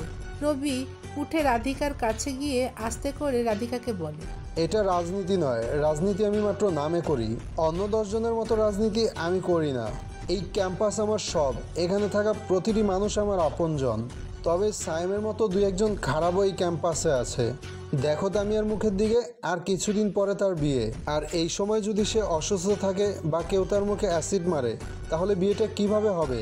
তামিয়া আমার ছোট বোনের মতো, আমি এখানে ভিপি হয়ে নয়, একটা ছোট বোনের কষ্ট সহ্য না করতে পেরে এসেছি। আমি ভিপি হয়ে সাইমের মতো জানোয়ারকে মারতে আসিনি, আমি আমার ছোট বোনকে বাঁচাতে একটা পশুকে মারতে এসেছি। এটা রাজনীতি নয়, ছোট বোনের প্রতি তার ভাইয়ের ভালোবাসা। রাশেদ আর ছেলে পেলে বাইক নিয়ে চলে আসলো। রাশেদ যখন রবির দিকে আসতে চাইবে তখন রবি বাম হাতের বুড়ো আঙ্গুল বাকি 4 আঙ্গুলের নিচে রাখলো। রাশেদ জানে রবির করা প্রতিটি ইশারার মানে কি হতে পারে। রাশেদ রবির দিকে না এসে সাইমের দিকে চলে গেল। রবি রাধিকাকে বলল, এখনও তোমার মনে হতে পারে আমি রাজনীতি করি অন্য 10 জনের মতো, কিন্তু সেটা মনে হলে বলবো তখনও তোমার ধারণা ভুল ছিল, আজও তোমার ধারণা ভুল। রাধিকা আর কিছু না বলে রবিকে জড়িয়ে ধরলো। রবি খুব ভালো করে জানে রাধিকা ইমোশনাল হয়ে এটা করছে, ভালোবেসে নয়। রবি রাধিকাকে ছাড়িয়ে সায়েমের কাছে এলো। সব ছেলেপেলেকে লাইন ধরে সামনে দাঁড়াতে বলল। তামিয়া আর রাধিকা রবির পাশে এসে দাঁড়ালো। রবি সব ছেলেদের উদ্দেশ্য করে বলা শুরু করলো, তোমরা সবাই আমার পরিবারের মতো, এই ক্যাম্পাসের প্রতিটা মানুষ আমার পরিবার। এখানে থাকা ফুল বিক্রি করা ছেলেটাও আমার পরিবারের একজন, ফুচকা বিক্রি করা মানুষটাও আমার পরিবারের একজন। এক কথায় এই ক্যাম্পাসে 10 টাকায় ফুল বিক্রি করা ছেলেটা থেকে প্রিন্সিপাল স্যার পর্যন্ত সবাই আমার পরিবার। আজ তামিয়া যেভাবে আমার দলের উপর বিশ্বাস করে আমার দলকে নিরাপদ মনে করে তুষারকে দেখে বেঁচে থাকার একটা মোটিভেশন পেয়েছে, তুষারের উপর যেভাবে নির্ভর হয়ে এসেছে, আমি চাই আমার টিমের প্রত্যেক ব্যক্তিকে সবাই এভাবে বিশ্বাস করুক। আমি চাই প্রতিটি মেয়ে যেন আমার ক্যাম্পাসকে নিরাপদ মনে করে, আর এই ক্যাম্পাসে থাকা প্রতিটি অসৎ ব্যক্তি ভুল কাজ করার আগে যাতে 10 বার ভাবে, আমি সেটাই করব। আজকে সবার সামনে আমি সাইমকে এমন শিক্ষা দেব যাতে আমার ক্যাম্পাসে আর কেউ এমন ভুল না করে। সবাই দাঁড়িয়ে রবির কথা শুনছে। পাশে থাকা প্রতিটি স্টুডেন্ট রবির কথায় মুগ্ধ হয়ে চেয়ে আছে। ইতিমধ্যে রবির কথায় অনেকে সম্মোহিত হয়ে গেছে। রবি সায়েমের কাছে গিয়ে জিজ্ঞেস করলো, কার ক্ষমতায় এতটা ক্ষিপ্ত তুই? সায়েম কিছু না বলে চুপ করে আছে। রবি রেগে গিয়ে নাক বরাবর একটা বসিয়ে দিল। নাক দিয়ে অনেক রক্ত বের হচ্ছে। রবি আবার জিজ্ঞেস করলো কার ক্ষমতা এসে চলে, কিন্তু সায়েম এবারও মুখ খুলছে না দেখে রবি আরও একটা বসিয়ে দিল। এবার সায়েম মুখ খুলল, আমি এমপির ক্ষমতায় চলি, তুই আমার কিছু করতে পারবি না। রবি সায়েমের কথা শুনে হাসা শুরু করলো। তার সাথে সাথে রবির ছেলেরাও হাসা শুরু করলো। রবি হাসি থামাতেই সবাই একসাথে হাসি থামিয়ে ফেললো। রবি সায়েমকে বলল, দেখি তোর বাবা তোকে বাঁচাতে আসে নাকি। পেছন থেকে রাশেদকে ডাক দিল। রাশেদ কাছে এলো আর রবি এমপিকে ফোন দিতে বলল। রাশেদ এমপিকে ফোন দিল। প্রথমবার ফোন বন্ধ দেখাইছে, দ্বিতীয়বার ফোন দিতে রিং হলো। রাশেদ রবিকে ফোন দিল। এমপি ফোন ধরতে বলল, কে? আপনার শুভাকাঙ্ক্ষী। Roll number? সঠিক নাম্বার এমপি সাহেব। আপনি কে বলুন তো? স্যার আমি কে সেটা বড় কথা নয়, আমার পরিচয়টা না হয় পরে পাবেন, আগে আমার কথা শুনেন। কি কথা? এবার রবি সবাইকে চুপ থাকতে বলে ফোনের লাউড স্পিকার অন করলো। তারপর রবি বলল, স্যার আপনার একটা ছেলে অপরাধ করছে, একটা মেয়েকে অ্যাসিড মারতে চেয়েছে, এখন বলুন তাকে কি করব। আমার ছেলেরা এসব করতে পারে না। এটাই করছে সায়েম। কোন সাইন? রবি এবার সায়েমের দিকে ইশারা করে বলল, দেখ কার হয়ে কাজ করিস, যে কিনা তোকে চিনেও না। রবি আবার এমপিকে বলল, আপনি চিনেন না? তাহলে মেরে ফেলি সায়েমকে। যাকে আমি চিনি না তার কথা না বললেও চলবে, ফোন রাখছি। এই বলে এমপি ফোন কেটে দিল। রবি সায়েমকে বলল, দেখ কার জন্য কাজ করিস, সে নাকি তোকে চিনেও না। সে যখন আমাকে বাঁচাতে আসেনি তাকেও আমি বাঁচতে দেব না, তাদের সব প্ল্যান বলে দেব আমি। তুই কি জানিস তা আমি আগে থেকেই জানি। না ভাই, জানে না, অনেক কিছু জানে না। তুই যা জানিস তার থেকে বেশি জানি। দেখি বল তুই কি জানিস। এই ক্যাম্পাসে এমপি ড্রাগসের বিজনেস করতে চায়। তুই কি মনে করিস আমি এসব জানি না? তাহলে আমি বলি তুই শোন। তুই তামিয়াকে কখনো ভালোবাসিস নাই, তুই এমপির কথায় তামিয়াকে অ্যাসিড মারতে চেয়েছিস, শেষে ফায়দা হতো এমপির। তার কথায় তুই তামিয়াকে অ্যাসিড মারতি, আর আমার ক্যাম্পাসের সবাই সেটা নিয়ে আন্দোলন শুরু করত। পুলিশের সাথে স্টুডেন্টদের মারামারি হতো, শেষে পুরো ভার্সিটিতে প্রশাসনের চাপ পড়তো, ক্যাম্পাসে পুলিশ ঢুকিয়ে দিত। পুলিশ কিছুদিন এদিক সেদিক করে এমপি নতুন কাউকে এনে ভিভিতে বসাতো, তারপর তার ইচ্ছে মতো সব কাজ চলতো। এই ছিল এমপির প্ল্যান। সে আরও চালাক মাস্টার প্ল্যান করেছে, আমি সেটাও জানি। রবির কথা শুনে সাইমের চোখ জোড়া কপালে উঠে গেল। রবি চিৎকার দিয়ে বলল, যে অ্যাসিড তামিয়াকে মারতে চেয়েছিস সেই অ্যাসিড আমি তোকে মারবো সবার সামনে। রবির কথা শুনে সাইম আরও ভয় পেয়ে যায়। রবি তামিয়া রাধিকাকে বলে উল্টো দিকে ঘুরতে। অ্যাসিড মারলে সাইমের চিৎকার শুনলেও যাতে না দেখে। পুলিশকে দিয়ে দেন, তাহলেই তো হয়। তোমার পুলিশ কিছু করবে না, এমপির কথায় সব করে। যে ছেলেটা পুলিশের চাকরি নেওয়ার সময় এমপির কথায় পেল চাকরি, তার সুপারিশে চাকরি পেল, সে আর যাই করুক এমপির কথার বাইরে কাজ করবে না। আমাদের দেশের পুলিশের সব চাকরি কোনো এমপি মন্ত্রীর কথায় হয়, আর চাকরি পাওয়ার পরে তারা এমপি মন্ত্রীর কথায় উঠে বসে। তারা ভুলে যায় এই চাকরিটা দেওয়া হয়েছে আইন প্রতিষ্ঠা করতে, কোনো এমপি মন্ত্রীর অর্ডার শুনতে নয়। আমার মতো পুলিশ কিছু করবে না মানে? কথার কথা বললাম এটা। শুনো, এমপি খুব চালাক। সায়েমকে আমরা যখন পুলিশের হাতে ধরিয়ে দেব তখন এমপি ঠিকই ছাড়িয়ে নেবে। এখন না চেনার ভান কেন করছে জানো? যাতে সায়েমকে ছেড়ে দেই আমরা। রাধিকা আর তামিয়া, তোমরা এর চিৎকার শুনতে পারবে কিন্তু এর মুখের দিকে তাকাতে পারবে না, উল্টো দিকে ঘুরে দাঁড়াও। রবি ধমকেশ্বরে বলার সাথে সাথে দুইজন উল্টো দিকে ঘুরে দাঁড়ায়। রবি রাশেদকে অ্যাসিডগুলো আনতে বলে। রাশেদ সায়েমের অ্যাসিডের বোতলটা এনে রবির হাতে দেয়। রবি সায়েমকে বলে, যে অ্যাসিড তুই তামিয়াকে মারতে চেয়েছিস সেই অ্যাসিডের যন্ত্রণা কেমন তা আজ তুই বুঝবি। এই নে। বলার সাথে সাথে পুরো বোতল সায়েমের মুখে ঢেলে দেয়। সায়েম চিৎকার শুরু করে, এত জোরে চিৎকার করে দূর থেকেও সবাই এদিকে আসতে শুরু করে। সায়েমের চিৎকার শুনে রবি সহ তার দলের সবাই হাসতে থাকে। রাধিকা আর তামিয়া পেছন ফিরে দেখে সায়েমের পুরো মুখ ভেজা, কিন্তু পোড়ার কোনো চিহ্ন নাই। রবি হাসি বন্ধ করে সায়েমের মুখে হাত দিয়ে বলে, কিরে, অ্যাসিডকে যদি এত ভয় পাস তাহলে সাথে নিয়ে ঘুরিস কেন? সায়েমের অবস্থা খুবই খারাপ। সে ভয়ে ভয়ে বলল, অ্যাসিড অ্যাসিড। তোর মুখে পানি ঢেলেছি তাতে এত চিৎকার, আর অ্যাসিড দিলে কি করতি? রবির কথা শুনে রাধিকা একটা দীর্ঘশ্বাস ফেলল। হঠাৎ রবির ফোন বেজে উঠল। প্রিন্সিপাল স্যার ফোন দিচ্ছে। রবি ফোন কানে নিতে স্যার বলল এক্ষুনি তার অফিসে যেতে। রবি সবাইকে থাকতে বলল আর সায়েমের আদর করতে বলে চলে গেল। রবি প্রিন্সিপালের রুমে গিয়ে স্যারের সামনে বসলো। স্যার জানতে চাইলো ক্যাম্পাসে কি হচ্ছে। স্যার, অ্যাসিড মারতে চেয়েছে একটা মেয়েকে সায়েম। তাকে আমার ছেলেরা অ্যাসিডের ক্ষতিকর দিক কি কি তা বলতেছে। অ্যাসিড ওকে পুলিশ দিয়ে দাও, নয়তো ঝামেলা হতে পারে। স্যার, একটা ফোন করতে পারি আপনার ফোন থেকে? আসলে আমার ফোনের টাকা শেষ। ওকে ফোন কর। রবি ফোনটা হাতে নিয়ে কি যেন দেখালো, তারপর স্যারকে ফোনটা দিয়ে দিল। রবি ফোন করেনি দেখে স্যার বলল, তুমি না কাকে যেন ফোন করবে বলেছ? স্যার, আপনাকে এমপি কেন ফোন দিছে? না মানে? স্যার ঠিকভাবে কথা বলতে পারছে না। রবি ফোন নিয়ে প্রিন্সিপাল স্যারের কল লিস্ট দেখালো, সেখানে এমপির নাম্বারও আছে। রবি প্রিন্সিপাল স্যারকে বলল, স্যার, আজকে যদি সায়েমকে ছেড়ে দেই কাল এমন একটা ঘটনা আবার ঘটতে পারে। না না, ছেড়ে দিতে বলছি না, পুলিশকে দিয়ে দাও তাহলে হবে। স্যার, জানেনই তো পুলিশের হাতে দেওয়া আর এমপির হাতে দেওয়া একই কথা। বলুন স্যার, এমপি কি বলেছে আপনাকে? তেমন কিছু বলিনি, শুধু পুলিশের হাতে সায়ামকে তুলে দিতে বলেছে। রবি খুব ভালো করে জানে স্যারকে হুমকি দিয়েছে। এবার রবি নিজের ফোন বের করে কানে নিল। প্রিন্সিপাল স্যার জিজ্ঞেস করছে কাকে ফোন দিচ্ছে। রবি তখন বলে, আমাদের জনদরদি কুখ্যাত রাজনীতিবিদ এমপি মহোদয়কে ফোন দিচ্ছি। প্রিন্সিপাল ভালো করে জানে রবিকে থামতে বললেও থামবে না, তাই প্রিন্সিপাল চুপ করে চেয়ারে বসে আছে। দ্বিতীয়বার রিং হতে এমপি ফোন ধরল। কে? তোর বাপ। জানিস কার সাথে কথা বলছিস? কুখ্যাত এমপির সাথে। তুই জেনেও এইভাবে কথা বলতেছিস? কে তুই? রবিউল হাসান। তুই বলছিলি না সায়েমকে তুই চিনিস না, তাহলে পুলিশের হাতে কেন দিতে বললি?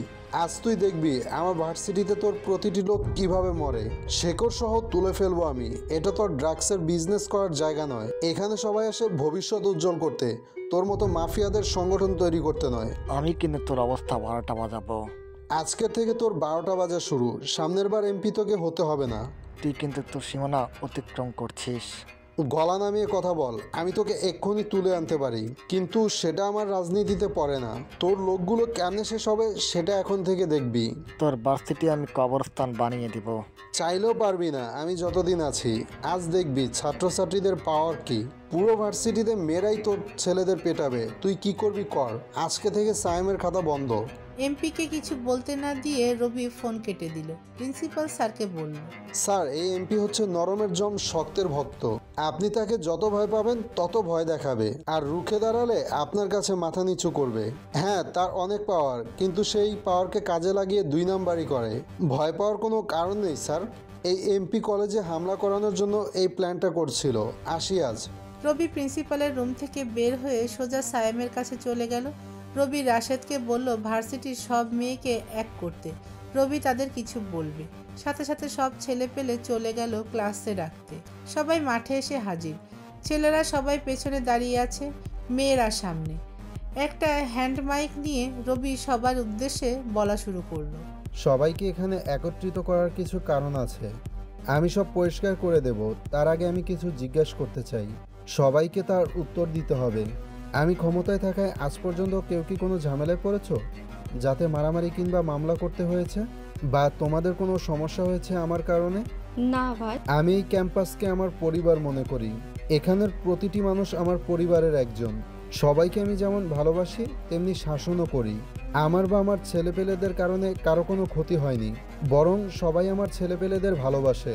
আমি ক্ষমতা আসার পর থেকে অনেক নেতা আমাকে ফোন দিয়ে 2 নাম্বারি ব্যবসা করার প্রস্তাব দেয়, আমি সেগুলোকে ইগনোর করি।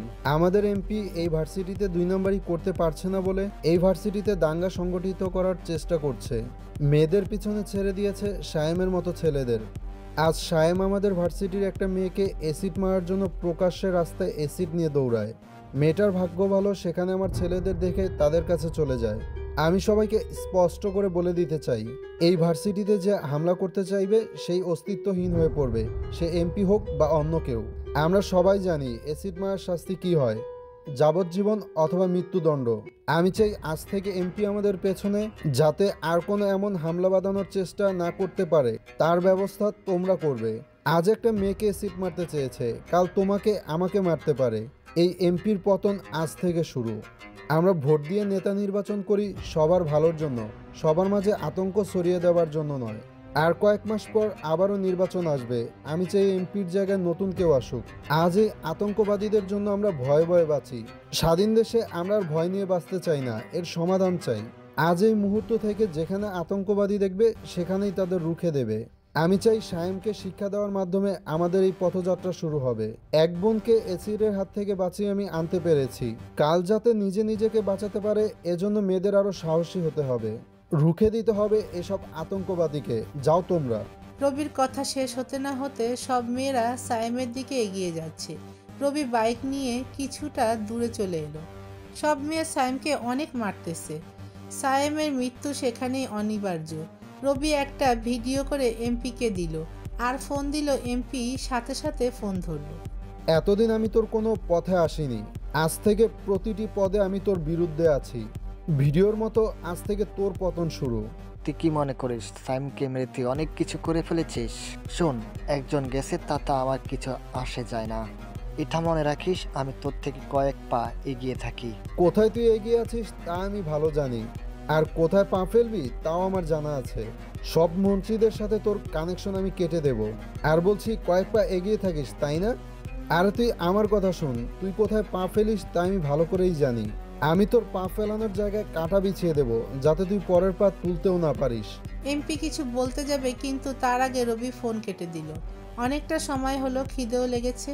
রাধিকাকে নিয়ে আবারও রেস্টুরেন্টে গেল। দুপুরের খাবার সেখানে খেলো। রবি অনেক ক্লান্ত, তাই বাসায় যাওয়ার কথা চিন্তা করলো। রাধিকাকে রেস্টুরেন্টে রেখে একটু বের হলো। একটু পর ফিরে আসলো 2টা গোলাপ নিয়ে। ফুলগুলো রবি নিজের কোমরের পেছনে লুকিয়ে রাখলো। তারপর রাধিকাকে বাইকে নিয়ে বাসায় পৌঁছে দিল। বাইক থেকে নেমে রাধিকা কিছু না বলে বাসার দিকে যাচ্ছিল, তখনই রবি পেছন থেকে ডাক দিল। রাধিকা রবির কাছে আসলো। রবি নিজের কোমর থেকে গোলাপ দুটি বের করে রাধিকাকে দিয়ে বলল, আজ একদিন শেষ, আর যে 6 দিন আছে তার মধ্যেও অনেক কিছু দেখবে। এই গোলাপ দুটি রাখো, খুব যত্ন করে রেখো, শুকিয়ে গেলেও ফেলে দিবে না। আজ থেকে 6 দিন পর, মানে শেষ দিন, তোমাকে দেওয়া প্রতিটি গোলাপ আমি ফেরত চাইবো। সব গোলাপ তুমি আমাকে দিয়ে দেবে। আরো অনেক কিছু দেব, সেসব চাইবো না, তবে গোলাপগুলো চাইবো, কারণ এই প্রথম আমি কাউকে গোলাপ দিচ্ছি। আসি। রাধিকা রবির দিকে চেয়ে আছে। রবি বাইক ঘুরিয়ে চলে আসলো। অনেক ক্লান্ত, তাই বাসায় পৌঁছে ফ্রেশ হয়ে শুয়ে পড়ল। একটুতেই ঘুম চলে আসলো। একেবারে ঘুম ভাঙল মাগরিবের পরে, তাও রাশেদের ফোনের আওয়াজে। ফোন ধরে কানে নিতে রাশেদ বলা শুরু করলো। ভার্সিটিতে পুলিশ আসছিল। এমপি পাঠাইছে আর কি? হ্যাঁ, সায়েমকে মেরে ফেলার কারণে পুলিশ তোকে গ্রেফতার করতে চায়। সাক্ষী ছাড়া আসামিকে কোর্ট পর্যন্ত নিতে পারে, আর কিছু করতে পারে না। তাই আবার চলে গেছে। কেউ তো আর আমার বিরুদ্ধে সাক্ষী দিতে যাবে না। হ্যাঁ, তাও সাবধানে থাকিস। হাইরে কপাল, এসব তোকে চিন্তা করতে হবে না, বরং তোরা সাবধানে থাকিস। বিশেষ করে তুষারকে সাবধানে থাকতে বলিস। সায়েমকে তুষার ধরেছে, তাই ওকে পুলিশ বা এমপির লোক টার্গেট করতে পারে। ওকে, তোকে আমি বলে দেব। তারপর রবি ফোন কেটে দিল। রাতে কম্পিউটারে কিছু কাজ শেষ করে ঘুমিয়ে পড়ল। সকালে ভার্সিটিতে গিয়ে দেখে অনেকগুলো গাড়ি। ভার্সিটিতে যেতেই রাশেদের সাথে দেখা। রাধিকাও রাশেদের সাথে ছিল। রাশেদ আসতে রবি বলল, এত গাড়ি কিসের এখানে? এমপি থেকে অনেকে আসছে, কালকের ঘটনার জন্য 10 মিনিট হলো বসে আছে। ভাবছিল তুই তাড়াতাড়ি আসবি, কিন্তু তোর ফোন তোলার সময় হয়নি। যা অপেক্ষা করছে সবাই। কে কে আসছে ওখানে? 7 নেতা আসছে, এমপি, মেয়র, ডিসি, তারেক ভাই সহ। 7 জন যে বললি? বাকিদের চেনা নাই। আর শোন, এমপিকে চাইলে এখন থেকে ঘায়েল করতে পারবি। দেখা যাক। ওরা তো প্রিন্সিপাল স্যারের রুমে আছে না? হ্যাঁ, আমরা বাইরে আছি, কোনো দরকার পড়লে বলবি। ওকে। তো রাধিকা, কেমন আছো তুমি? ভালো। আপনি তো মনে হয় ভালো নেই। এই আপনি ডাকাটা বন্ধ করে এখন থেকে তুমি করে বলবে। আর আমি ভালোই আছি। পারবো না তুমি বলতে। তর্ক করার সময় নেই, তুমি রাশেদের সাথে থেকো। আমি গিয়ে দেখি এমপির কি অবস্থা। রবি প্রিন্সিপাল স্যারের রুমে চলে গেল। সবাই সেখানেই বসে আছে। রবি সবাইকে সালাম দিয়ে বসে পড়ল। রবি সবাইকে উদ্দেশ্য করে বলল, আপনারা সবাই এখানে? কোনো সমস্যা? তুমি ভালোই জানো আমি কেন আসছি। জানি, কিন্তু আপনাকে আসা মানায়নি। কাল ছাত্রীদের দিয়ে সায়েমকে মেরে ফেলেছো, কেন করেছো এটা? তাহলে কি আপনাদের হাতে তুলে দেওয়া উচিত ছিল? অবশ্যই আমরা জানি অপরাধীদের শাস্তি কিভাবে দিতে হয়। তুমি তাকে পুলিশের কাছে না দিয়ে তোমরাই মেরে ফেললে। দেখুন স্যার, আপনারা নামে আছেন, কোনো আইন আপনারা রক্ষা করেন না। আপনাদের সবার মুখোশের আড়ালে চেহারা আমার জানা আছে। কি মনে করেন আমি বোকা? ডিসি স্যার, আপনি পুলিশের চাকরি কিভাবে নিয়েছিলেন মনে আছে? ঘুষ তো দিয়েছেন, সাথে বলছেন নেতাদের রক্ষার জন্য আপনি সব করবেন। আপনি বলেননি আইন রক্ষা করবেন। মুখ সামলে কথা বলো। রবি বুঝে গেল একে বললে কিছু হবে না, দেখাতে হবে। রাশেদকে ফোন দিল আর রাশেদের কাছে থাকা পেন ড্রাইভ আনতে বলল। রাশেদ পেন ড্রাইভ রবিকে দিয়ে চলে গেল। রবি প্রিন্সিপাল স্যারের ল্যাপটপ নিয়ে ওপেন করে। তারপর ডিসির শপথের ভিডিও দেখায়। ডিসি দেখে অবাক, কারণ শপথ তো ভিডিও করা হয় না। এত অবাক হওয়ার কিছু নাই, আপনার আরো অনেক কিছু আমার এই পেন ড্রাইভে আছে। কি আছে? আমি বললে আপনি লজ্জায় পড়বেন, তাও বলছি। কয়েকদিন আগে যে তানু নামের মেয়েটা অ্যাক্সিডেন্টে মারা গেছে, সেটা কি আদৌ অ্যাক্সিডেন্ট ছিল নাকি তাকে খুন করা হয়েছে? কি বলতে চাও তুমি? আপনি আর এমপি ওকে ধর্ষণ করেছেন হোটেলে নিয়ে। মুখ খুলে দিবে বলে আপনারা তাকে চক্রান্ত করে মেরে ফেলেছেন। এসব মিথ্যা কথা, ভিত্তিহীন। আপনারা ভুলে গিয়েছিলেন হোটেলের প্রতিটি রুমে ক্যামেরা থাকে। আপনারা তানুর সাথে যা করেছেন সব ওখানে উঠে গেছে। যদি একবার আমি ইন্টারনেটে ছেড়ে দেই তাহলে কি হবে বুঝতে পারছেন? কত টাকা লাগবে বলো এসব নষ্ট করে দিতে? আমার সম্বন্ধে ভালো করে খোঁজ নিয়ে কথা বলতে আসিয়েন। আর কারো কথা আছে? তুমি যা বলেছিলে সব কি প্রমাণ আছে এখানে? জি ভাই, আমি যাদের সম্পর্কে খোঁজ নেই তাদের সবকিছু জেনে নেই। তাহলে এসব আমাকে দেখতে দাও। তাহলে আমি এসব আপনার ইমেলে পাঠিয়ে দেব, আপনি দেখে নেবেন। তাও তুমি সায়েমকে পুলিশের হাতে তুলে দিতে পারতে। তারেক ভাই, এখানে সায়েমের জায়গায় অন্য কেউ থাকলে আপনাদের আসতে হতো না। সায়েমের মৃত্যুতে কেন আসছেন তা জানেন আপনি? এমপি বলেছে তাই আসছি। তাহলে আপনারা সবাই দেখুন মৃত্যুর আগে সায়েম কি বলেছিল। তারপর রবি সায়েমের বলা কথাগুলোর ভিডিও সবার সামনে প্লে করে দিল। এমপি ড্রাগসের বিজনেস করতে চাওয়া থেকে শুরু করে সব বলে দিল।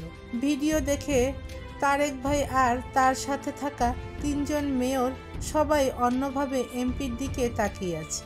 এমপি বলছে এসব মিথ্যা, কিন্তু সবাই তো জানে মৃত্যুর আগে কেউ মিথ্যা বলে না। সায়েমকে পুলিশের হাতে না দেওয়ার কারণ কি?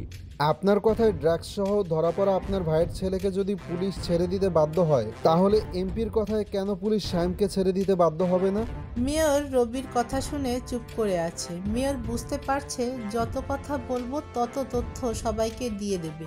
তার থেকে ভালো চুপ করে থাকা। রবি এবার সবাইকে বলল, আপনারা যদি ঠিক হতেন সায়েম মরতো না। এমপি, ডিসি, মেয়র সবাই এর সাথে জড়িত। এমন অবস্থা হয়ে গেছে এখন কেউ চুরি করতেও ভয় পায় না। চুরি, খুন, ধর্ষণ এসব করতে একদমই ভয় পায় না। আপনাদের মতো লোক রাজনীতিতে আছে বলে কেউ চুরি করে সামনের গেট দিয়ে লকআপে ঢুকলে আপনাদের ফোন পেয়ে তারা পেছনের দরজা দিয়ে বের হয়ে যায়।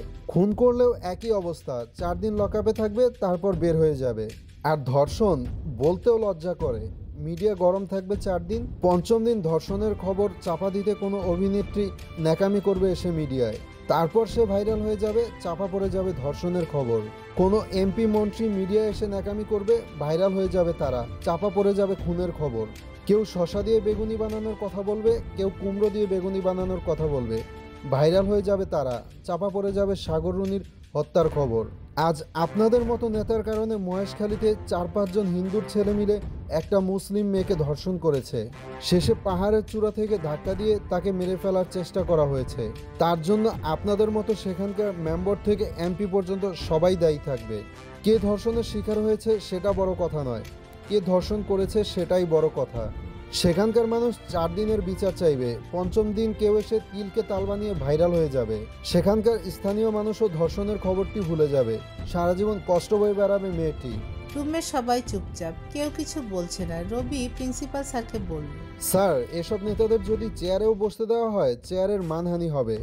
মাঝখানে তারেক ভাই বলে উঠল, যদি এমপির এসব ঘটনা সত্যি হয় তাহলে আমি আর তার সাথে নেই।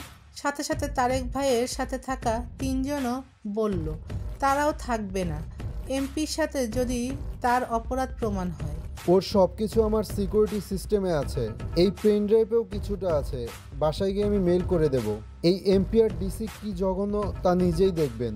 তারপর রবি রুম থেকে বের হয়ে এলো, সবাই মুখ কালো করে নিজের গাড়িতে চড়ে চলে গেল। শুধু তারেক ভাই আর তার সাথে থাকা 3 জন আছে। রবি প্রিন্সিপাল স্যারের রুমের বাইরে দাঁড়িয়েছিল।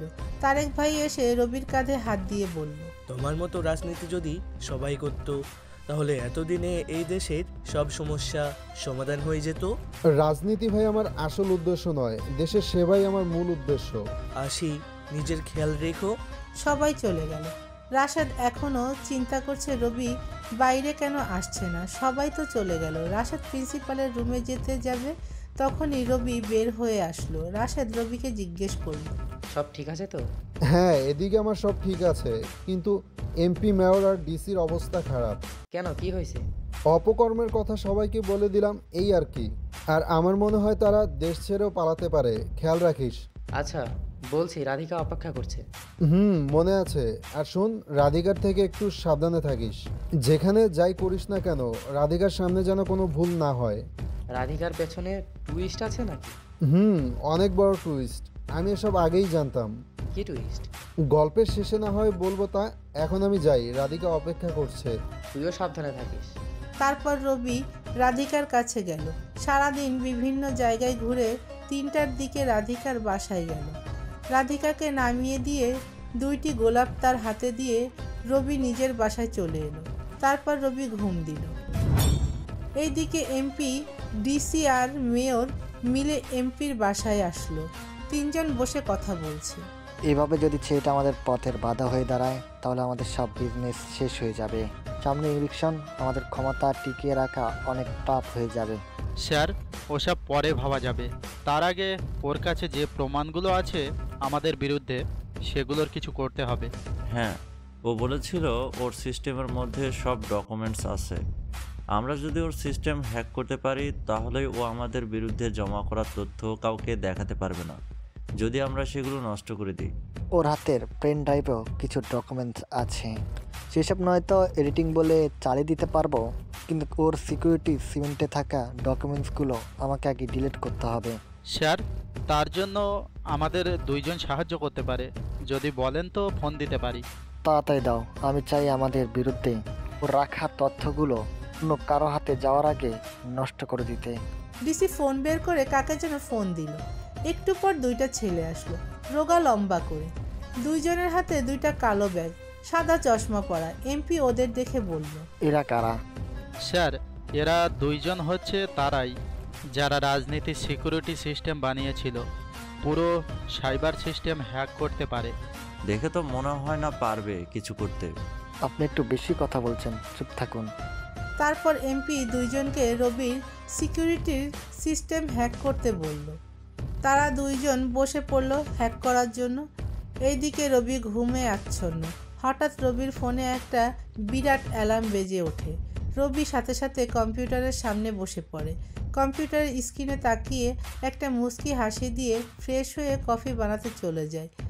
এইদিকে দুইজন ছেলে চেষ্টা করেই যাচ্ছে রবির সিকিউরিটি সিস্টেম হ্যাক করতে। হঠাৎ দুইজন হ্যাকার দুইজনের দিকে তাকিয়ে অন্য কিছু করে নিজেদের ল্যাপটপ আছাড় মেরে ভেঙে ফেলল। সাথে সাথে এমপি, ডিসি, মেয়র সবাই দাঁড়িয়ে গেল। বাইরে থেকে পুলিশ দৌড়ে এলো। এমপি জিজ্ঞেস করলো, কি হলো, এভাবে ল্যাপটপ ভেঙে ফেললে কেন? দুইজন কিছু বলার আগেই অজ্ঞান হয়ে গেল। এমপির বাসায় সারাক্ষণ ডাক্তার থাকে। ডাক্তার ভালো করে দুইজনকে পরীক্ষা করে বলল, এই দুজন এমন কিছু দেখেছে যার কারণে অত্যাধিক ভয় পেয়ে গেছে, যেমনটা মানুষ নিজের চোখে মৃত্যুকে দেখলে ভয় পায়। আরেকটা কারণ হচ্ছে এদের দুজনের মুখে কিছু বিষাক্ত হাওয়া বা ল্যাপটপের স্ক্রিন থেকে বের হওয়া রশ্মি তাদের মুখের উপর খুব খারাপভাবে প্রভাব ফেলেছে, যার কারণে তারা অজ্ঞান হয়ে গেছে। যদি আরেকটু দেরি হতো, মানে 10 সেকেন্ডের মতো সময় ধরে ল্যাপটপের স্ক্রিনের সামনে থাকতো, তাহলে হয়তো তারা মারা কিংবা কমাতে চলে যেত। তবে এখন তারা শারীরিকভাবে ঠিক আছে। যতক্ষণ তাদের জ্ঞান ফিরবে না ততক্ষণ বলা যাবে না ওদের মেমোরি লস হয়েছে কিনা। তবে আমার মনে হচ্ছে মেমোরি লস হলেও অল্প সময়ের মধ্যে তা আবার ফিরে আসবে। ডাক্তারের কথা শুনে এমপি সহ সবাই বেশ অবাক। সবার মাথায় একটা প্রশ্ন ঘুরছে, তারা কি এমন দেখলো যার কারণে তারা মৃত্যুর দুয়ারে পৌঁছে গিয়েছিল? হঠাৎ এমপির ফোনে একটা মেইল আসলো, যেটা দেখে এমপির কাঁপাকাঁপি শুরু হয়ে গেল। ডিসি বুঝতে পারলো ফোনে এমপি কিছু দেখছে, যার কারণে এমন অবস্থা হলো এমপির। এমপি চুপ করে আছে, কিছু বলছে না দেখে ডিসি ফোনটা নিল। মেইলটা পড়া শুরু করলো। মেইলটাতে লেখা আছে, কেউ আমার সাথে লাগতে গেলে খারাপ কিছুই হবে। তোর বিজনেসের বেশ কিছু জায়গা আমি বন্ধ করে দিলাম, রবি। এটা বড় কোনো টুইস্ট নয়, তারপরেও এমপি ভয় পাচ্ছে। হঠাৎ ডাক্তার এসে বলল, দুজনে জ্ঞান ফিরেছে আর তারা সুস্থ আছে, কোনো মেমোরি লস হয়নি। কি হয়েছিল জানতে সবাই আবারও বসে পড়লো। একটু পর দুইজন আসলো। এমপি ওদের জিজ্ঞেস করলো কি হয়েছিল তাদের। তারপর তাদের মধ্যে একজন, যে অপরজনের সিনিয়র, সে বলা শুরু করলো। শুরু থেকে বলি, নয়তো কিছু বুঝবেন না। হ্যাঁ বল। এই সিকিউরিটি সিস্টেমটা আমরা বানিয়েছি একটা দেশের বিভিন্ন স্থানের মতো করে। যেমন ঢাকা হলো মূল সিস্টেম, আর চট্টগ্রাম, কক্সবাজার, খুলনা, রাজশাহী ইত্যাদি স্থান থেকে এই সিস্টেম দিয়ে ঢাকায় যে কোনো ফাইল, যে কোনো কিছু পাঠানো যাবে। আর ঢাকা থেকে সবখানে আমরা চাইলে কক্সবাজার থেকে চট্টগ্রামে নিতে পারে, আবার রাজশাহী থেকেও কক্সবাজারে নিতে পারে। এক কথায় যে কেউ যে কারো তথ্য তার অনুমতি ছাড়া নিতে পারে। কিন্তু আমরা যখন এই সিস্টেম হ্যাক করতে চাই, তখন দেখি রবির সিস্টেম একটু ভিন্নভাবে সাজানো।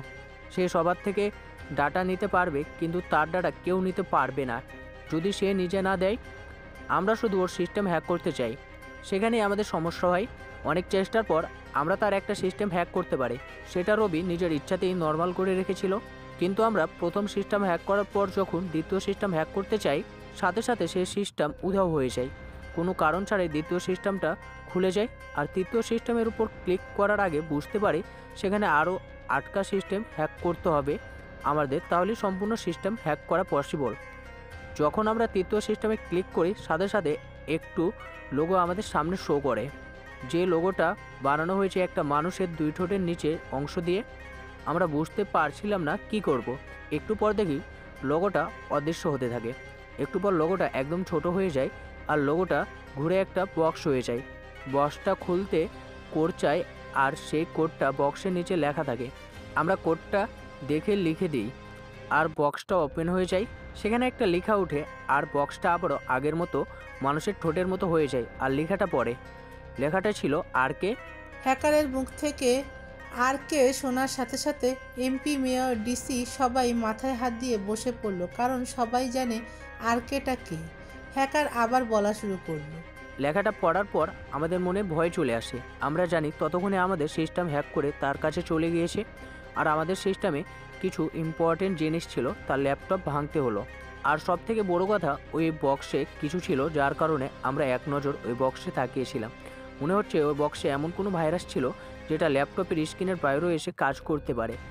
আমরা মনে হয় সম্মোহিত হয়ে গিয়েছিলাম, কারণ আমাদের আরও তাকিয়ে থাকতে ইচ্ছা করছিল, কিন্তু আমরা কিছুটা বুঝে যাই আর আমরা ভুল কিছু করে তাই ল্যাপটপ ভেঙে দিই। আর অল্প সময় হলেই তো আমাদের প্রাণটাই চলে যেত। আমরা আসি, আর কখনো এসব কাজে আমাদের ডাকবেন না।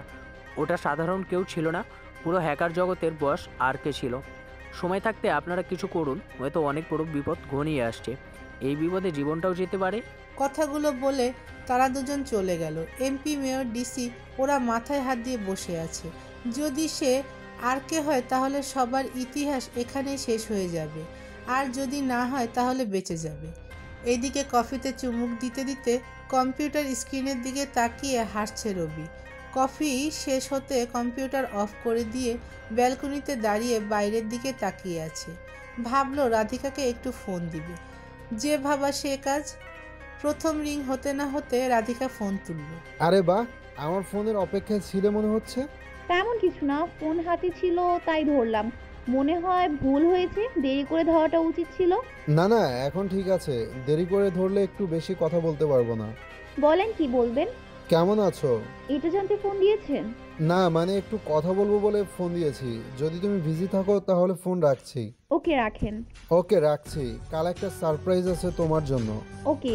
রাধিকার কথায় রবি কোনো রসকস না পেয়ে ফোন কেটে দিল। আর কিছু সময় ব্যালকনিতে দাঁড়িয়ে রুমে চলে গেল। হঠাৎ রাশেদ ফোন দিয়ে বলল তুষারের বাসায় পুলিশ গেছে। রবি রাশেদের ফোন কেটে দিয়ে তুষারকে ফোন দিল। রিং হওয়ার সাথে সাথে তুষার ফোন তুলল। কই তুই? পুলিশ কেন তোর বাসায়? ভাই, সাইমকে মারার জন্য আমাকে ধরতে আসছে। ওখানে সিনিয়র কর্মকর্তা কে আছে? ভাই, ওসি আছে। ফোনটা ওকে দে। তুষার ফোনটা ওসিকে দিল। হঠাৎ রবির ফোনে আরও একটা কল আসলো, যেটা রাধিকা দিচ্ছে। রবির ফোন ওয়েটিং পেয়ে আবারও কেটে দিচ্ছে। এইদিকে ওসি ফোন কানে দিল। হ্যালো, তুষারকে কেন ধরতে আসছেন? সাইমের খুনের সাথে সেও জড়িত। ভুলে যান ছোট্ট একটা অ্যাক্সিডেন্ট মনে করে। এই কেস এখানেই বন্ধ করে দেন। তা আমার কারো থেকে শিখতে হবে না। মনে হয় আমাকে চিনতে পারেননি। রবি বলছি। তাতে কিছু আসে না। আমি গ্রেপ্তার করতে আসছি, গ্রেপ্তার করে যাব। এই পর্যন্ত আমার সাথে যারা বাড়াবাড়ি করেছে প্রত্যেকেই বিপদে পড়েছে। আপনি চাইলে আপনিও বিপদ ডেকে আনতে পারেন। দেখা যায় কে কার বিপদ ডাকে। আমার কথা আপনি বুঝতে পারেননি। আমি কোনো এমপি মন্ত্রীকে ফোন দিয়ে আপনাকে যেতে বলবো না। আপনাকে ট্র্যাপে ফেলে আপনাকে নিয়ে যাব।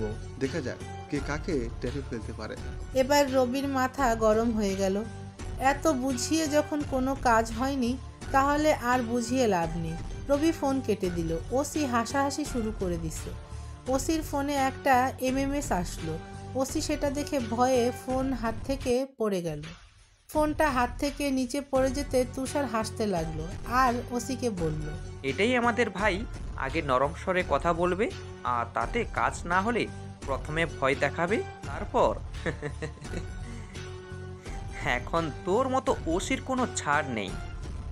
যেখানে ডিসি, এমপি, মেয়র সবাই ভাইকে ভয় পায়, সেখানে 2 টাকার ওসি হয়ে ভাইয়ের কথা অমান্য করার স্বাদ এবার বুঝবি তুই।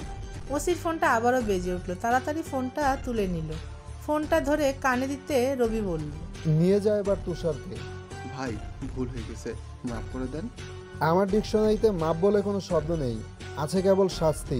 নিয়ে যায় এবার তুষারকে। না ভাই, ওকে নিয়ে গেলে আপনি ভিডিও ভাইরাল করে দেবেন। ভিডিওটা বেশ জোশ, বুঝলি? এটা ভাইরাল করলে অনেক ভিউ হবে। যত বেশি ভিউ হবে তত বেশি টাকা পাবো। যা, নিয়ে যা তুষারকে। ভাই, ভুল হয়ে গেছে। কি করতে হয় বলেন, আপনি যা বলবেন তাই করব। তাহলে বল, সায়েম অ্যাসিড মারতে চেয়েছিল বলে তাকে মেরেছি। এখানে আমার ছেলেদের কোনো অপরাধ আছে? না ভাই, নাই। তুই এই চাকরি নিয়ে অহংকার করিস খুব। তুই বলতে পারিস এই ভিডিওটা তো শুধু তোর কাছেই ছিল, তাহলে আমার কাছে কিভাবে আসলো? এটা নিয়ে তোর মাথা ঘামাতে হবে না। আজই তুই এই চাকরি ছেড়ে দিবি, নয়তো বুঝতেই পারছিস চাকরি ছেড়ে দিলে আমার বউ বাচ্চা না খেয়ে মরবে। ঘুষের টাকা এত কিছু করে ফেলছিস, বাড়ি গাড়ি সব কিছু করে ফেলছিস, তাও টাকার প্রতি এত লোভ। তো এতই যদি বউ বাচ্চার কথা চিন্তা করিস, তাহলে তোর বউয়ের হক চাকরানির কাছে মিটালি কেন? হয়তো সে টাকার জন্য তোর বিছানা গরম করেছে, কিন্তু তুই তোর বউয়ের হক নষ্ট করেছিস। হয় চাকরি ছাড়বি, নয় আমি ভিডিও ছাড়বো, চয়েস তোর। ওসি কিছু সময় নীরব থেকে বলল, চাকরি ছাড়বে? ভুলেও যদি আমার কোনো ছেলের দিকে দ্বিতীয়বার তাকাস, তাহলে চোখ থাকবে না তৃতীয়বার দেখার। যা, মাফ করে দিলাম। চাকরিও ছাড়তে হবে না, তবে আজ থেকে কোনো অন্যায় করবি না। অন্যায় করে কোনো শান্তি নাই রে। সঠিক পথে উপার্জন করে দেখ, অনেক শান্তি পাবি। ধন্যবাদ ভাই আপনাকে, আসি আমি। তারপর মাথা নিচু করে তুষারের বাসা থেকে বের হয়ে গেল। তুষার আবার রবিকে ফোন দিয়ে কৃতজ্ঞতা জানালো। রবি তাকে বলল, যদি মনে হয় কেউ তোমার পথের কাঁটা হয়ে দাঁড়াতে পারে, তাহলে প্রথমে তার দুর্বল জায়গাগুলো খুঁজে নাও আর নিজেকে এত দ্রুত চালিয়ে নাও যাতে সে তোমার পাশেও আসতে না পারে। আর যদি মনে হয় তুমি তার সাথে পেরে উঠছো না, তাহলে তার দুর্বল জায়গায় আঘাত করো। দেখবে তার দৌড় থেমে যাবে। তবে মনে রাখবে, সে ঘুরে দাঁড়ানোর আগেই তোমার উদ্দেশ্য হাসিল করতে হবে, নয়তো তুমি আর কখনো উদ্দেশ্য হাসিল করতে পারবে না। তারপর রবি ফোন কেটে দিল। রাধিকা ফোন দিয়েছিল, তাই রাধিকাকে ফোন দিল। রবি ফোন দিতেই রাধিকা ধরে বলল, বাহ, ফোন কাটতে না কাটতে আরেকজনের সাথে কথা। তেমন কিছু না, তুষারের সাথে কথা বলছিলাম। থাক, কার সাথে কথা বলছেন তা আমি জানতে চাইনি। আচ্ছা বলো, আবার কেন ফোন দিলে? এমনি দিলাম, ভাবলাম আমার কথায় আপনি রাগ করেছেন তাই। আর কত ন্যাকামি করতে পারো আমি দেখব। নিজেকে যতই আমার কাছ থেকে লুকিয়ে রাখো, লাভ নেই। কি হলো, কথা বলছেন না যে? না মানে কিছু না। কি করো? বসে আছি। আপনি কি করেন? দাঁড়িয়ে আছি আর তোমার সাথে কথা বলছি। কাল কি সারপ্রাইজ আছে বললেন না যে? একটা গিফট আছে তোমার জন্য। ও আচ্ছা, তো গিফটটা কি আর কেন দিবেন? সেটা কাল দেখবে না হয়। তারপর রবি ফোন কেটে দিল। একটা ডায়েরিতে কি যেন লিখলো, তারপর ঘুমিয়ে গেল। সকালে ভার্সিটিতে গেল। রাধিকা আজও রবির জন্য অপেক্ষা করছে, কখন আসবে বলে। একটু পর রবি বাইক নিয়ে ভার্সিটিতে চলে আসে। রবির হাতে গিফট পেপার মোড়ানো কিছু একটা আছে। রাধিকার কাছে গিয়ে সেটা দিল। কি এটা? একটা ছোট্ট ডায়েরি। এই ডায়েরিটা কখনোই খুলবে না, যখন আমি বলবো তখন খুলবে। তবে হ্যাঁ, আমার 7 দিন শেষ হলে তুমি চাইলে যে কোনো সময় খুলতে পারো। কি আছে এখানে? রাধিকা, কি আছে সেটা পরে দেখো। চলো নাস্তা করে আসি। না, আমি খেয়ে আসছি। তুমি ভালো করেই জানো সকালের নাস্তা আমি তোমার সাথে করি, দুপুরের খাবার আমি তোমার সাথে খাই। সো কোনো কথা নাই, চলো তো। আচ্ছা চলেন। এখনো আপনি করে বলবে? একটু তুমি করে তো বলতে পারো। আচ্ছা চলো। অবশেষে আপনি থেকে তুমিতে আসলো। নাস্তা করে নিল। ভার্সিটির বিভিন্ন দিকে ঘুরে দুপুরে খেয়ে রাধিকাকে বাইকের পেছনে নিয়ে বিকালের দিকে রবি পাশের একটা নদীর পাড়ে গেল। ওয়াও, নদীটা তো খুব সুন্দর। খুবই সুন্দর। জানো, আমার যখন মন খারাপ থাকে তখন এখানে চলে আসি আর নিজের মন ভালো করি। ওয়াও, জায়গাটা এত সুন্দর। ওইদিকে আরো বেশি সুন্দর মনে হয়। সেদিকে আরো সুন্দর। চলো যাই। আর হ্যাঁ, ওদিকে চটপটি ফুচকার দোকানও আছে। তাহলে চলো, আজকে অনেকদিন পর ঝাল করে ফুচকা খাবো। ওকে চলো। আর হ্যাঁ, আমি এগুলো খাই না, তাই আমাকে জোর করতে পারবে না। রবি রাধিকাকে নিয়ে ফুচকার দোকানে গেল। রবি 1 প্লেট ফুচকা দিতে বলল। পাশ থেকে রাধিকা বলল, মামা, ঝাল যাতে বেশি হয়। এই বুঝি মেয়েদের একটা সমস্যা, অন্য কিছুতে ঝাল খেতে পারুক বা না পারুক, ফুচকাতে কিন্তু হ্যাব্বি ঝাল খেতেই হবে। রাধিকা ফুচকা খেলো। রবিকে খেতে বলল, কিন্তু সে খাবেই না। পরে রাধিকা নিজের প্লেট থেকে একটা ফুচকা রবির মুখের সামনে ধরল। রবি চাইলেই তো আর সেটা ফেরত দিতে পারে না, তাই খেয়ে নিল। এভাবে সারাদিন শেষ হলো। এভাবে একের পর এক দিন শেষ হতে লাগলো। আজ রবি রাধিকাকে ফোন দিয়ে বলল নীল শাড়ি পরে আসতে, ঠোঁটে হালকা লিপস্টিক দিতে। আজ রবি নিজে রাধিকার জন্য অপেক্ষা করছে। রবি নীল পাঞ্জাবি পরে বাইকের উপর বসে রাধিকার জন্য অপেক্ষা করছে। একটু পর রাধিকা এলো। খোলা চুল, নীল শাড়ি, অল্প লাল ঠোঁট। রবি এক নাগারে তাকিয়ে আছে রাধিকার দিকে। রাধিকা এসে রবির কাঁধে হাত রাখতে রবি কল্পনার সাগর থেকে বের হয়ে এলো।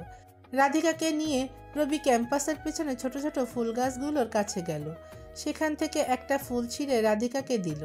রবি বলেনি ভালোবাসে, যদি সেটা বলতো তাহলে ফুল নিত না। তারপর দুইজন রেস্টুরেন্টে গিয়ে নাস্তা করে নিল। একটু বেলা হতে রাধিকাকে নিয়ে ফুচকার দোকানে গেল। যদিও রবি ফুচকা খায় না, তবে রাধিকার জন্য গেল। আজ 2 প্লেট ফুচকা নিতে বলল। 2টা বাজতে দুইজন দুপুরের খাবার খেয়ে নিল। 3টার সময় রবি রাধিকাকে নিয়ে একটা গাছের নিচে বসে আছে। রবির মন কিছুটা খারাপ, তা রাধিকা ভালোই বুঝতে পারছে। তোমার মন খারাপ কেন? কই না তো। তুমি কি মনে করো আমি কিছু বুঝতে পারি না? আরে না, মন খারাপ না, এমনি। জানি কেন মন খারাপ। জানো যখন তখন বলছো না কেন? কিছু বললে? তেমন কিছু না। আচ্ছা, আজ তো তোমার কাছ থেকে মুক্তি পাবো আমি। কথাটা শুনে রবির মন আরো খারাপ হয়ে গেল। মুক্তি? এতদিন তাহলে তুমি বন্দি ছিলে আমার কাছে। ওকে, আজ বিকালে তোমায় মুক্তি করে দেব। ততক্ষণ না হয় আমার সাথে থেকো। তুমি পাশে থাকলে কিছুটা হলেও ভালো লাগে। আমি সেভাবে বলতে চাইনি। আমি থাক, বুঝতে পারছি আমি তুমি কি বোঝাতে চেয়েছো। ভুল বুঝছো আমাকে। কখনো কি মনে হয়েছে আমি তোমাকে বন্দি করে রাখছি? বরং তোমাকে ভালোবাসছি, তোমাকে নিয়ে ঘুরছি। এটা যদি তুমি বন্দি মনে করো তাহলে আমারই বার কি করার। আচ্ছা সরি, আর বলবো না। আজ আমাদের চুক্তি শেষ হতে চলেছে। আজকের পর থেকে তুমি যেখানে ইচ্ছে যেতে পারো, যা খুশি করতে পারো। আমি কখনো তোমার পিছু নেব না। আচ্ছা মন খারাপ করো না তো, আমি তো ভার্সিটিতেই থাকবো, দেখা তো হবেই। দেখা হবে। হঠাৎ রবির ফোন বেজে উঠল।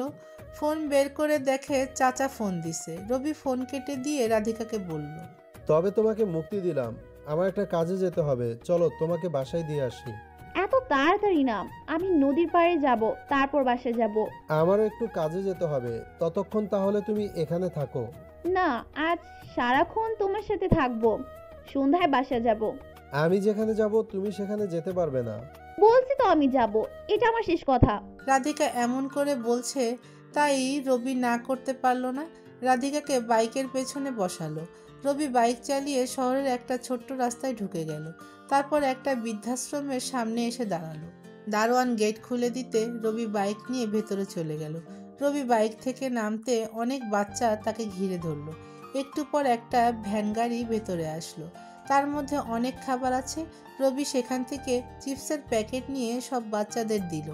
সবাই খুশিতে এদিকে সেদিকে দৌড়াতে লাগলো। রবি সামনে গিয়ে একটা ছোট বাচ্চাকে কোলে তুলে নিল আর গাল টেনে পড়ল, এই পিচ্চি তুমি কি করো? দেখো ভাইয়া, আমি পিচ্ছি না, একদিন তোমার থেকেও বড় হব। রবি হাসতে হাসতে বলল, ঠিক আছে তুমি পিচ্চি না, একদম বুড়ো তুমি। এইবার তো একদম বুড়ো বানিয়ে দিলে, পিচ্চিতেই তো ঠিক ছিল। রবি হাসতে লাগলো। এতক্ষণ রাধিকার কথা রবির মনেই নেই।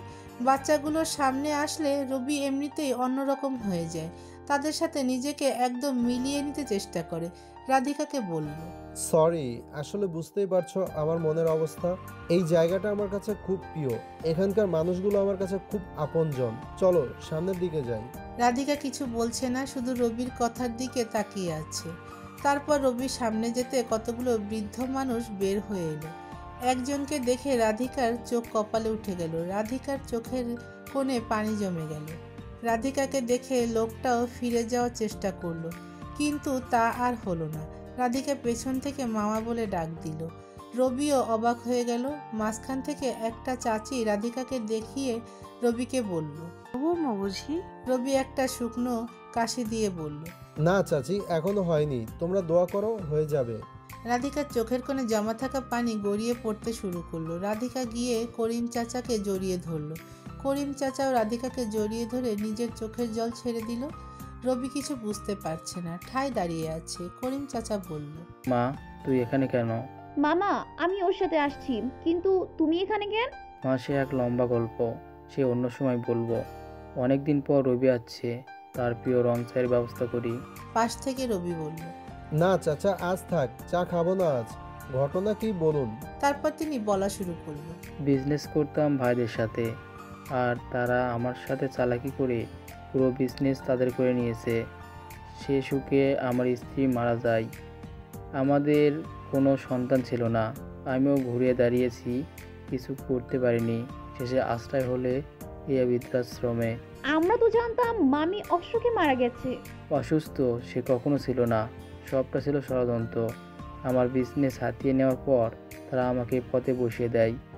সে সুখে তোমার মামি মারা যায়, কিন্তু সবাই বলে অসুস্থ হয়ে মারা যায়। অনেক বয়স হয়েছে, তাই নিজেও কিছু করতে পারিনি। শেষে এখানে আশ্রয় নিলাম। রবি পাশ থেকে করিম চাচার কাঁধে হাত দিয়ে বলে, চাচা মন খারাপ করবেন না এসব নিয়ে, তারা একদিন তাদের ফল পাবে, আর আপনি তাকিয়ে দেখবেন। আর আপনি চাইলে আবারও বিজনেস শুরু করতে পারেন। এসব দেখার বয়স কি আর আমার এখন আছে বলো? তাও কথা। আচ্ছা, এসব নিয়ে মন খারাপ করতে হবে না, আপনি এখানে থাকুন, যদি কোনো সমস্যা হয় আমাকে বলবেন। ছোট চাচা থেকে বৃদ্ধ পর্যন্ত সবাই রবিদের চারপাশে দাঁড়িয়ে আছে। রবি সবাইকে উদ্দেশ্য করে বলল, এখানে আপনাদের কারো কোনো সমস্যা হচ্ছে না তো? আর যদি কোনো সমস্যা হয় আমাকে জানাবেন। সবাই একসাথে বলল কোনো সমস্যা হচ্ছে না। তারপর রবি তাদের থেকে বিদায় নিয়ে রাধিকাকে সঙ্গে নিয়ে চলে আসার জন্য বাইকের কাছে এলো। বাইকে উঠতে উঠতে রাধিকা বলল, এখানে একসাথে বৃদ্ধা আর শিশুরা কেন? নিয়মটা আমারই। এইগুলো কি তুমি চালাও? আমি ছাড়া আর কে চালাবে বলো? বর্তমান মানুষগুলো তো আর এসব করার সময় পায় না, তারা শুধু টাকা চিনে। একসাথে শিশু আর বৃদ্ধ, এটার কারণ কি জানতে পারি? অবশ্যই। এখানে একসাথে বৃদ্ধাশ্রম আর অনাথ আশ্রম। শিশুরা তাদের বাবা মায়ের আদর পায় না, আর বৃদ্ধরা তাদের সন্তান বা নাতি নাতনিদের সাথে কথা বলতে পারে না, খেলতে পারে না, তাদের কোলে নিতে পারে না। এমন কষ্টগুলো যাতে তারা কখনো না পায়। আর বাচ্চারা বাবা মা দাদা দাদির আদর থেকে যেভাবে বঞ্চিত হয়েছে সেটা যেন তাদেরও মনে না পড়ে। বৃদ্ধরা পাবে নাতি নাতনি কিংবা সন্তান, আর শিশুরা পাবে মা বাবা কিংবা দাদা দাদি, যাতে সবাই একসাথে ভালো থাকতে পারে। আর শিশুদের জন্য স্কুলের ব্যবস্থাও আছে। তুমি এত কিছু একসাথে কিভাবে সামলাও? সময় বের করতে হয় আর কি, বাদ দাও এসব। আর শোনো, এই শিশু আর বৃদ্ধদের যে আমি চালাই এটা শুধু তুমি জানছো। রাশেদ, তুষার এরা কেউ এসব জানে না, আর আশা করব তুমিও এসব কাউকে বলবে না। ওরা কেউ জানে না, কিন্তু কেন? ওদের যদি বলি এসব আমি করি তাহলে এটা লোক দেখানো হবে, তাই বলি না। আচ্ছা চলো তাহলে নদীর পাড়ে যাব। একটু পরে সন্ধ্যা নেমে আসবে, আর এই সময় তুমি নদীর পাড়ে যাবে? সন্ধ্যা ঘনিয়ে আসলে আমার ভয় আছে নাকি? কেন? আমি থাকাটাই তো সবচাইতে বড় ভয়। জি না, তুমি থাকা ভয় হতে যাবে কেন? বরং আমার সৌভাগ্য যে আমি এমন একটা মানুষের সাথে আছি। রবি বুঝতে পারছে রাধিকা কেন এভাবে বলছে। একটু আগের ঘটনাগুলো দেখে রাধিকা এভাবে বলছে। রবি আর কিছু না বলে বাইক স্টার্ট দিয়ে চালাতে শুরু করলো। একটু পর নদীর পাড়ে গিয়ে পৌঁছালে সন্ধ্যা নামার আগে নদীটা বেশ সুন্দর লাগে, যা আজ রবি আর রাধিকা একসাথে উপভোগ করবে। রাধিকা ফুচকা খাবে বলল, তাই দুজন ফুচকার দোকানে গেল। রবি 2 প্লেট ফুচকা নিতে বলল, কিন্তু রাধিকা না করে দিয়ে বলল 1 প্লেট দিতে। রবি আর কিছু না বলে চুপ করে আছে। রবির মনটাও খারাপ, কারণ আজকের পর আর রাধিকার সাথে কখনো এভাবে কথা হবে না। মাঝে মধ্যে রাধিকা যে জোর করে ফুচকা খাইয়ে দিত তাও আর হবে না। রাধিকা ফুচকার প্লেট হাতে নিয়ে খাওয়া শুরু করলো। তারপর 2টা ফুচকা খেয়ে নিল। রবি তার খাওয়ার দিকে তাকিয়ে আছে, তখনই রাধিকা বলল, এভাবে তাকিয়ে থাকলে তো আমার পেট খারাপ হবে।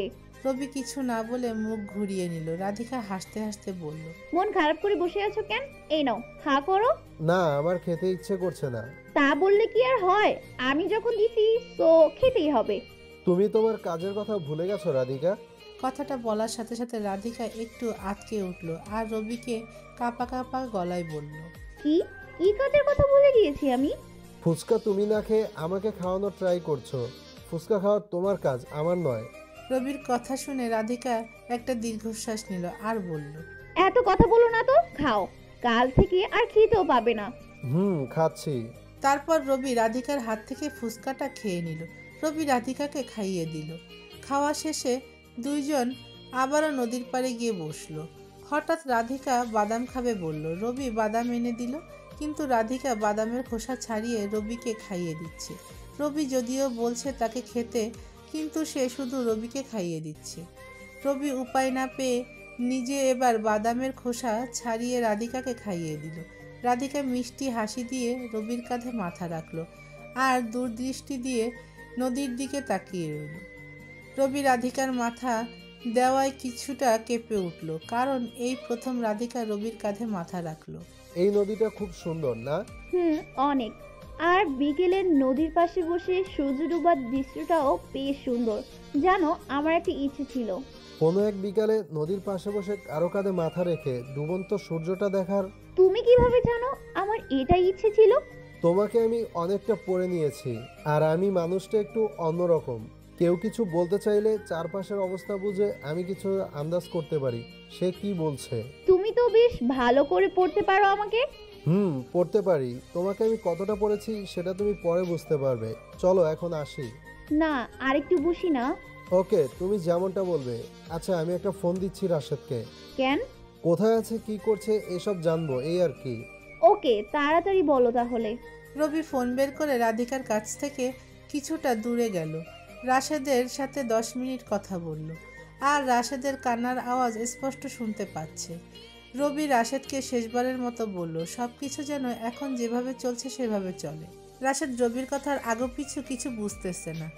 ওপাশ থেকে রাশেদ বলল, ভাই কি হয়েছে তোর বল না, হঠাৎ করে বললি অল্প কিছু সময়ের মধ্যে হারিয়ে যাবে। সব কিছু আমাকে বুঝিয়ে দিলি, কোথায় কি আছে, কি করতে হবে, কিন্তু তুই কই হারাবি, এখন কই আছিস? জানি না কোথায় হারাবো, বেঁচে থাকলে দেখা হবে। তবে আমার অসম্পূর্ণ কাজ তোরা সম্পূর্ণ করবি, আর পরের বার ভিপি হিসাবে তুই থাকবি। আসি আমি। তুই কোথায় বল, আমরা আসছি। ভালো থাকিস। তারপর রবি ফোন কেটে দিল। রবির এমন কথায় রাশেদের চোখে পানি চলে এলো। হালকা অন্ধকার চারিদিকে ঘনিয়ে আসতে লাগলো। রাশেদ ভাবলো রবি বিপদে আছে, তার লোকেশন বের করতে হবে। রাশেদ ট্রাই করলো, কিন্তু তাতে কোনো লাভ হয়নি, কারণ রবি তাকে ট্র্যাক করার কোনো কিছু ঠিক রাখেনি। রবির বাইকে ট্র্যাকিং ডিভাইস লাগানো ছিল, যেটা রাশেদ করেছিল, তাও নেই। ফোনকেও কোনোভাবে ট্র্যাক করা যাচ্ছে না। এমনকি রবির হাতের ঘড়িতে যে ট্র্যাকিংয়ের সিস্টেম ছিল সেটাও অফ করে দিল। রাশেদ কিছু বুঝতে পারছে না কি করবে। সবাই দাঁড়িয়ে পড়ল, কি করবে না করবে বুঝতে পারছে না। সবাই রবি যেখানে যেখানে যেতে পারে সেখানে যেতে লাগলো। ফোন কেটে দিয়ে রবি রাধিকার পাশে এসে বসলো। নদীর পাশে বসার জায়গা ছিল, রাধিকা সেখানে আছে। রবি গিয়ে তার পাশে বসলো। রবি বসতে রাধিকা আবারও রবির কাঁধে মাথা রাখলো। রবি রাধিকার আচরণ দেখে যতটা অবাক হচ্ছে, তার থেকে বেশি অবাক হচ্ছে তার ভেতরের আর বাইরের মানুষের পার্থক্য দেখে। কিভাবে পারে একটা মানুষ এত অভিনয় করতে? রাধিকা রবিকে ডুবন্ত সূর্য দেখিয়ে বলল, ডুবন্ত লাল বর্ণের সূর্য খুবই সুন্দর না? তবে এই মুহূর্তে আমার কাছে তোমার থেকে বেশি সুন্দর নয়। এভাবে আর কতজনকে পটিয়েছো? আমার যে চেহারা, আবার পটানো কেমনে পসিবল? মিথ্যেও ঠিক করে বলতে পারো না। কিন্তু তুমি খুব ভালো পারো। মানে? মজা করলাম, কিছু না। আচ্ছা চলো ওইদিকে একটু হাঁটি। অন্ধকার নেমে আসছে, চলো বাসায় যাই। আর একটু পর যাব। তুমি যেমনটা বলবে। তুমি আমার সব কথা শুনো কেন বলো তো? যাকে এত ভালোবাসি তার কথা কিভাবে না শুনে পারি বলো? তাই তো জেনেও মৃত্যুর ফাঁদে চলে আসলাম। মানে কি মৃত্যুর ফাঁদ? আর 1 মিনিট সময় আছে, তার মধ্যে তোমাকে বলেই ফেলি। কি বলছো তুমি? আমি কিছুই বুঝতে পারছি না। এই মুহূর্তে একটা কথা বলতে চাই, তোমাকে আমি ভীষণ ভালোবাসি, আর তোমাদের পরিকল্পনা কখনোই সফল হবে না। কি পরিকল্পনার কথা বলছো? চারপাশে এমপির লোক আমাদের ঘিরে রেখেছে, সেটা তোমার প্ল্যানের মধ্যে ছিল। আর জানো, এসব জানার পরও আমি এসেছি। বেশি কিছু নয়, শুধু একটা কথা বলবো, যদি মেরেই ফেলো তাহলে নিজের হাতে আমাকে মেরো, অন্য কেউ মারতে চাইলে সেটা পারবে না। রবির কথা শেষ হতে না হতে চারপাশে অনেক লোক গুলি নিয়ে রবিকে ঘিরে ধরলো। রবি কিছু না বলে রাধিকার দিকে তাকিয়ে হাসতে হাসতে বলল, এই তো তোমার ভেতরের মানুষটা। হঠাৎ পেছন থেকে কেউ রবির মাথায় আঘাত করলো। রবি অজ্ঞান হয়ে গেল। রাধিকা রবির দিকে তাকিয়ে হেসে বলল, হ্যাঁ বস, এইটাই আমি। আমার কাজ যেভাবে হোক আমি করবই।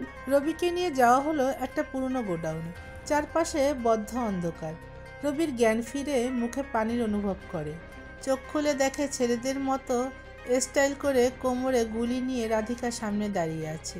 পাশে মুখ বাঁধা অনেকগুলো লোক নিয়ে দাঁড়িয়ে আছে। রাধিকা লোকগুলোকে বলল রবিকে মারতে। 2 জন লোক পাশে থাকা লাঠি উঠিয়ে রবির পায়ে জোরে আঘাত করলো। রবি ব্যথায় চিৎকার করে উঠল, কিন্তু রবির চিৎকারের শব্দ তার মুখের ভেতর থেকে গেল, কারণ তার মুখ কাপড় দিয়ে বাঁধা ছিল, যাতে চিৎকার করলেও কেউ না শোনে। মাথায় ছাড়া রবির পুরো শরীরে আঘাত করে।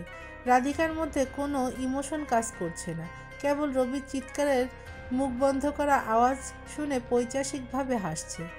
বেশ কিছু সময় মারার পর রাধিকা 2 জনকে থামালো। রবির কাছে গিয়ে তার মুখের বাঁধন খুলে দিতে হাসতে হাসতে রবিকে বলল, কেমন লাগলো যে কারোর সাথে লাগতে যাওয়া? রবি ব্যথার আঘাতে ভালো করে কথা বলতে পারছে না, তার কষ্ট করে বলল, 10 জনের ভালোর জন্য আমি সবার সাথে লাগতে পারি। এখানে থাকা সবাইকে আমি চাইলে এখনো ধ্বংস করতে পারি। রবি কথা শেষ করে লোকগুলোর দিকে ভালো করে তাকাতে দেখে তার দলের একটা ছেলের মতো কেউ আছে। চোখগুলো কেমন যেন চেনা চেনা লাগছে। রবি রাধিকাকে ছেলেটাকে দেখিয়ে বলল। এই ছেলেটা কে? রাধিকা হাসতে হাসতে বলল, চিনতে পারোনি? তোমার দলের সাদিক। রাধিকার কথা শুনে রবির চোখ লাল হয়ে গেল। এতদিন তাহলে রবি দুধকলা দিয়ে কালসাপ পুষিয়ে রেখেছিল। রবির হাত চেয়ারে বাঁধা ছিল। সাদেক নাম শুনে নিজেকে আর ধরে রাখতে পারেনি। চেয়ার নিয়ে রবি উঠে দাঁড়াতে চায়, কিন্তু বারবার পড়ে যায়। শেষে জোরে এক লাথি মারতে আর চেয়ার সহ নিয়ে রবি দেয়ালে ধাক্কা খেলো। সাথে সাথে চেয়ার ভেঙে গেল। রবি ভালো করে উঠে দাঁড়াতে পারছে না। রবির অবস্থা দেখে রাধিকা হাসছে। পাশে থাকা লোকটার গুলি রবি কেড়ে নিল আর সাদেককে শ্যুট করে দিল। পুরো 18টা দানা সাদেকের শরীর ক্ষতবিক্ষত করে ফেলল। সবাই রবির এমন রাগ দেখে ভয়ে রবির দিকে গুলি ধরল, কিন্তু রাধিকা যতক্ষণ বলবে না ততক্ষণ কেউ শ্যুট করতে পারবে না। রবি কাঁপা কাঁপা গলায় বলল, আমার দলে কোনো বিশ্বাসঘাতকের স্থান নেই। আর রাধিকা, এই গুলিতে মাত্র আর 2টা দানা আছে। চাইলে 2টি দানা তোমার শরীরে ঢুকিয়ে দিতে পারি, কিন্তু আমি নিজ হাতে আমার ভালোবাসার মানুষকে মারতে পারবো না। মনে আছে তুমি আমাকে জিজ্ঞেস করতে আমার দুর্বলতা কি? আমি কিছু বলতাম না, তবে আজ বলছি, আমার সব থেকে বড় দুর্বলতা তুমি। রবির কথা শেষ হতে না হতে রাধিকা নিজের বন্দুক নিয়ে রবির পেটে শ্যুট করলো। এমনভাবে শ্যুট করলো যাতে রবি মরে না যায়। রাধিকা শ্যুট করার ফলে রবি জ্ঞান হারিয়ে ফেলল। রাধিকা নিজের ফোন বের করে এমপিকে ফোন দিল। রবি তখনও অজ্ঞান। একটু পর এমপি আসলো, হাসতে হাসতে ভেতরে আসলো। রবি তখনও অজ্ঞান। এমপি আসার পর পানি দিয়ে রবির জ্ঞান ফেরানো হলো। এমপি হাসতে হাসতে বলল, বলেছিলাম না আমার সাথে লাগতে গেলে শেষ হয়ে যাবি। আজ দেখলি তো, তোর মৃত্যু আমার হাতে লেখা। রবি কিছু বলতে পারছে না, শুধু রক্তাক্ত মুখে হেসে যাচ্ছে। এমপি আবার বলল, শেষ ইচ্ছে থাকলে বল, আমি নিজের হাতে তোকে শেষ করে দেব। সাথে সাথে এমপির ফোনে একটা মেইল আসলো। মেইলটার শেষে আগের মতো আর কে লেখা। এমপি অবাক হয়ে গেল। রবি তো তার সামনে, তাহলে মেইলটা কে করলো? মেইলে লেখা আছে, তোর স্বপ্ন স্বপ্নই থেকে যাবে। আর কে? এমপি এবার কিছুটা ঘাবড়ে গেল। রবি যদি একে না হয় তাহলে একেটাকে যাক, সেসব পরে দেখা যাবে, আগে বিপিকে শেষ করি। এমপি গুলি হাতে নিয়ে রবিকে শ্যুট করতে যাবে, তার আগে রবি বলল, আমার একটা শেষ ইচ্ছে আছে। রবির কথা শুনে এমপি গুলি নামিয়ে নিল আর কি ইচ্ছে জিজ্ঞেস করলো। আমাকে মারতে হলে রাধিকা মারবে, আর কেউ নয়। এত ভালোবাসা কই থেকে আসে? ঠিক আছে, তোর শেষ ইচ্ছে না হয় আমি পূর্ণ করলাম। রাধিকাকে শ্যুট করতে বলল। সাথে সাথে রাধিকা রবির বুকে আরো 2টা গুলি করলো। রবি হাসতে হাসতে নিজের চোখ বন্ধ করে ফেলল। এমপি রবির লাশটা নদীতে ফেলে দিতে বলল। লোকজন রবির লাশ নদীতে ফেলে দিল। সব কাজ শেষ করে সবাই যার যার মতো চলে গেল। রাধিকাও তার বাসায় চলে গেল। একদিকে রাশেদ রবিকে খুঁজে না পেয়ে সবাইকে ফোন দিচ্ছে, রবির কোনো খোঁজ নেই। রাতও হয়ে গেল। হঠাৎ রাধিকার কথা মনে হতে রাধিকাকে ফোন দিল, কিন্তু তাতেও কোনো লাভ হয়নি। রাধিকা বলল বিকালে রাধিকা বাসায় চলে আসছে, আর রবি কোথায় জানে না। রাধিকা জেনে বুঝে রাশেদকে মিথ্যা বলল যাতে রাধিকা বেঁচে যায়। অনেক রাত হয়ে গেল, রাধিকার ঘুম আসছে না। হঠাৎ রবির দেওয়া ডায়েরির কথা মনে পড়ল। রাধিকা ডায়েরিটা হাতে নিয়ে গিফট পেপারগুলো ছিঁড়ে ডায়েরিটা বের করলো। ডায়েরির প্রথম পাতায় সবুজ কলমে শুধু একটা শব্দ লেখা, প্রিয়সী। পরের পাতায় লেখা, তোমাকে প্রথম দেখাতে আমার ভীষণ ভালো লেগে যায়, আর তারপর ভালোবাসা। জানো, তোমাকে প্রপোজ করার পর যখন তুমি রিজেক্ট করো আমার খুব খারাপ লাগে। তারপর তোমাকে ভালোবাসি বোঝানোর জন্য প্রতি রাতে বাঁশি বাজিয়ে তোমার মনোযোগ নেওয়ার চেষ্টা করতাম। একসময় তোমার বাঁশিওয়ালার প্রতি ভালো লাগা কাজ করে। যখন তুমি জানতে পারলে সেটা আমি, তখন তুমি ফুচকার দোকানে এসে আমাকে শুনিয়ে রাজনীতি নিয়ে ভুলভাল কথা বললে। আমি তখন নিজেকে তোমার সামনে নিয়ে আসি। তারপরের পাতায় লেখা, একদিন আমি তোমার বাসার সামনে দিয়ে যাচ্ছিলাম, সেদিন তুমি নীল শাড়ি পরেছিলে। তোমাকে দেখে আমার আরো ভালো লেগে যায়, আরো ভালোবেসে ফেলি। রাজনীতি নিয়ে সমালোচনা করায় তোমার থেকে 7 দিন সময় চাই, আর তুমি সময় দিলে। প্রতিদিন ভালোবেসে তোমাকে গোলাপ দিতাম, আর তুমি সে গোলাপ ডাস্টবিনে ফেলে দিতে। পরের 2 পাতায় কিছু লেখা, তৃতীয় পাতায় লেখা, আজ হঠাৎ তোমার এখানে আসার কারণ আমি খুঁজে পেলাম। আমি জানতে পারলাম তুমি এখানে আসার পেছনে কারণ আমি। এমপি তোমাকে ভাড়া করেছে আমাকে মারার জন্য। তুমি কোনো রাধিকা নও। কোনো মেয়র তোমার বাবা নয়, সব তোমার সাজানো নকল পরিচয়। তুমি কন্ট্রাক্ট কিলার শ্রাবণী। আমাকে মারার জন্য তুমি এমপির কাছ থেকে টাকা নিয়েছো।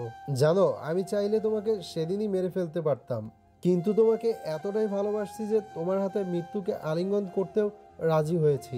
তুমি জানো, মানুষ বলে কেউ প্রেমে পড়লে অন্ধ হয়ে যায়। আমি সত্যিই তোমার প্রতি এতটা অন্ধ হয়ে গেছি, তোমাকে চারপাশে দেখতে পাই, হঠাৎ ঘুম ভেঙে যায় তোমার কথা ভেবে। পরের পাতায় লেখা। কতটা ভালোবাসলে জানো, মৃত্যু জেনেও এমন করে চুপ করে বসে থাকতে পারে জানো। পরিশেষে একটা কথা বলবো, তোমাকে আমি ভীষণ ভালোবাসি। সব বেঈমানদের মধ্যে তুমি সর্বশ্রেষ্ঠ বেঈমান হয়ে থাকবে আমার লাইফে। সপ্তম দিনে তুমি আমাকে মেরে ফেলার প্ল্যান করছো, আমিও স্বইচ্ছায় মৃত্যুকে আলিঙ্গন করব। ভালো থেকো বেঈমান প্রিয়সী। পুরো ডায়েরিতে আর কিছু লেখা নেই। রাধিকার মধ্যে কোনো অনুতপ্ত বোধ নেই। ডায়েরিটা ডাস্টবিনের দিকে ফেলে দিয়ে এক পৈশাসিক হাসি দিল আর অট্টহাসি দিয়ে বলল, ভালোবাসা মানুষকে সত্যি অন্ধ বানিয়ে দেয়। খুব তাড়াতাড়ি ফিরে আসছি আমি। হ্যালো বন্ধুরা, তোমাদের সবাইকে অনেক অনেক ধন্যবাদ এতক্ষণ আমাদের সঙ্গে থাকার জন্য। আমাদের গল্পগুলো তোমাদের কাছে ভালো লাগলে, তোমাদের হৃদয় স্পর্শ করতে পারলে অবশ্যই আমাদের চ্যানেলটি সাবস্ক্রাইব করে এবং তোমাদের মূল্যবান মতামত কমেন্ট করে আমাদের সঙ্গেই থাকবে। আর হ্যাঁ, গল্পটি ভালো লাগলে অবশ্যই তোমাদের বন্ধুদের সাথে শেয়ার করতে ভুলবে না। আমাদের পরবর্তী গল্প পেতে আমাদের চ্যানেলের সঙ্গেই থাকবে। খুব শীঘ্রই আপলোড করা হবে পরবর্তী গল্প। ততক্ষণে আমাদের সঙ্গেই থাকো। আজকের মতো টাটা, বাই বাই।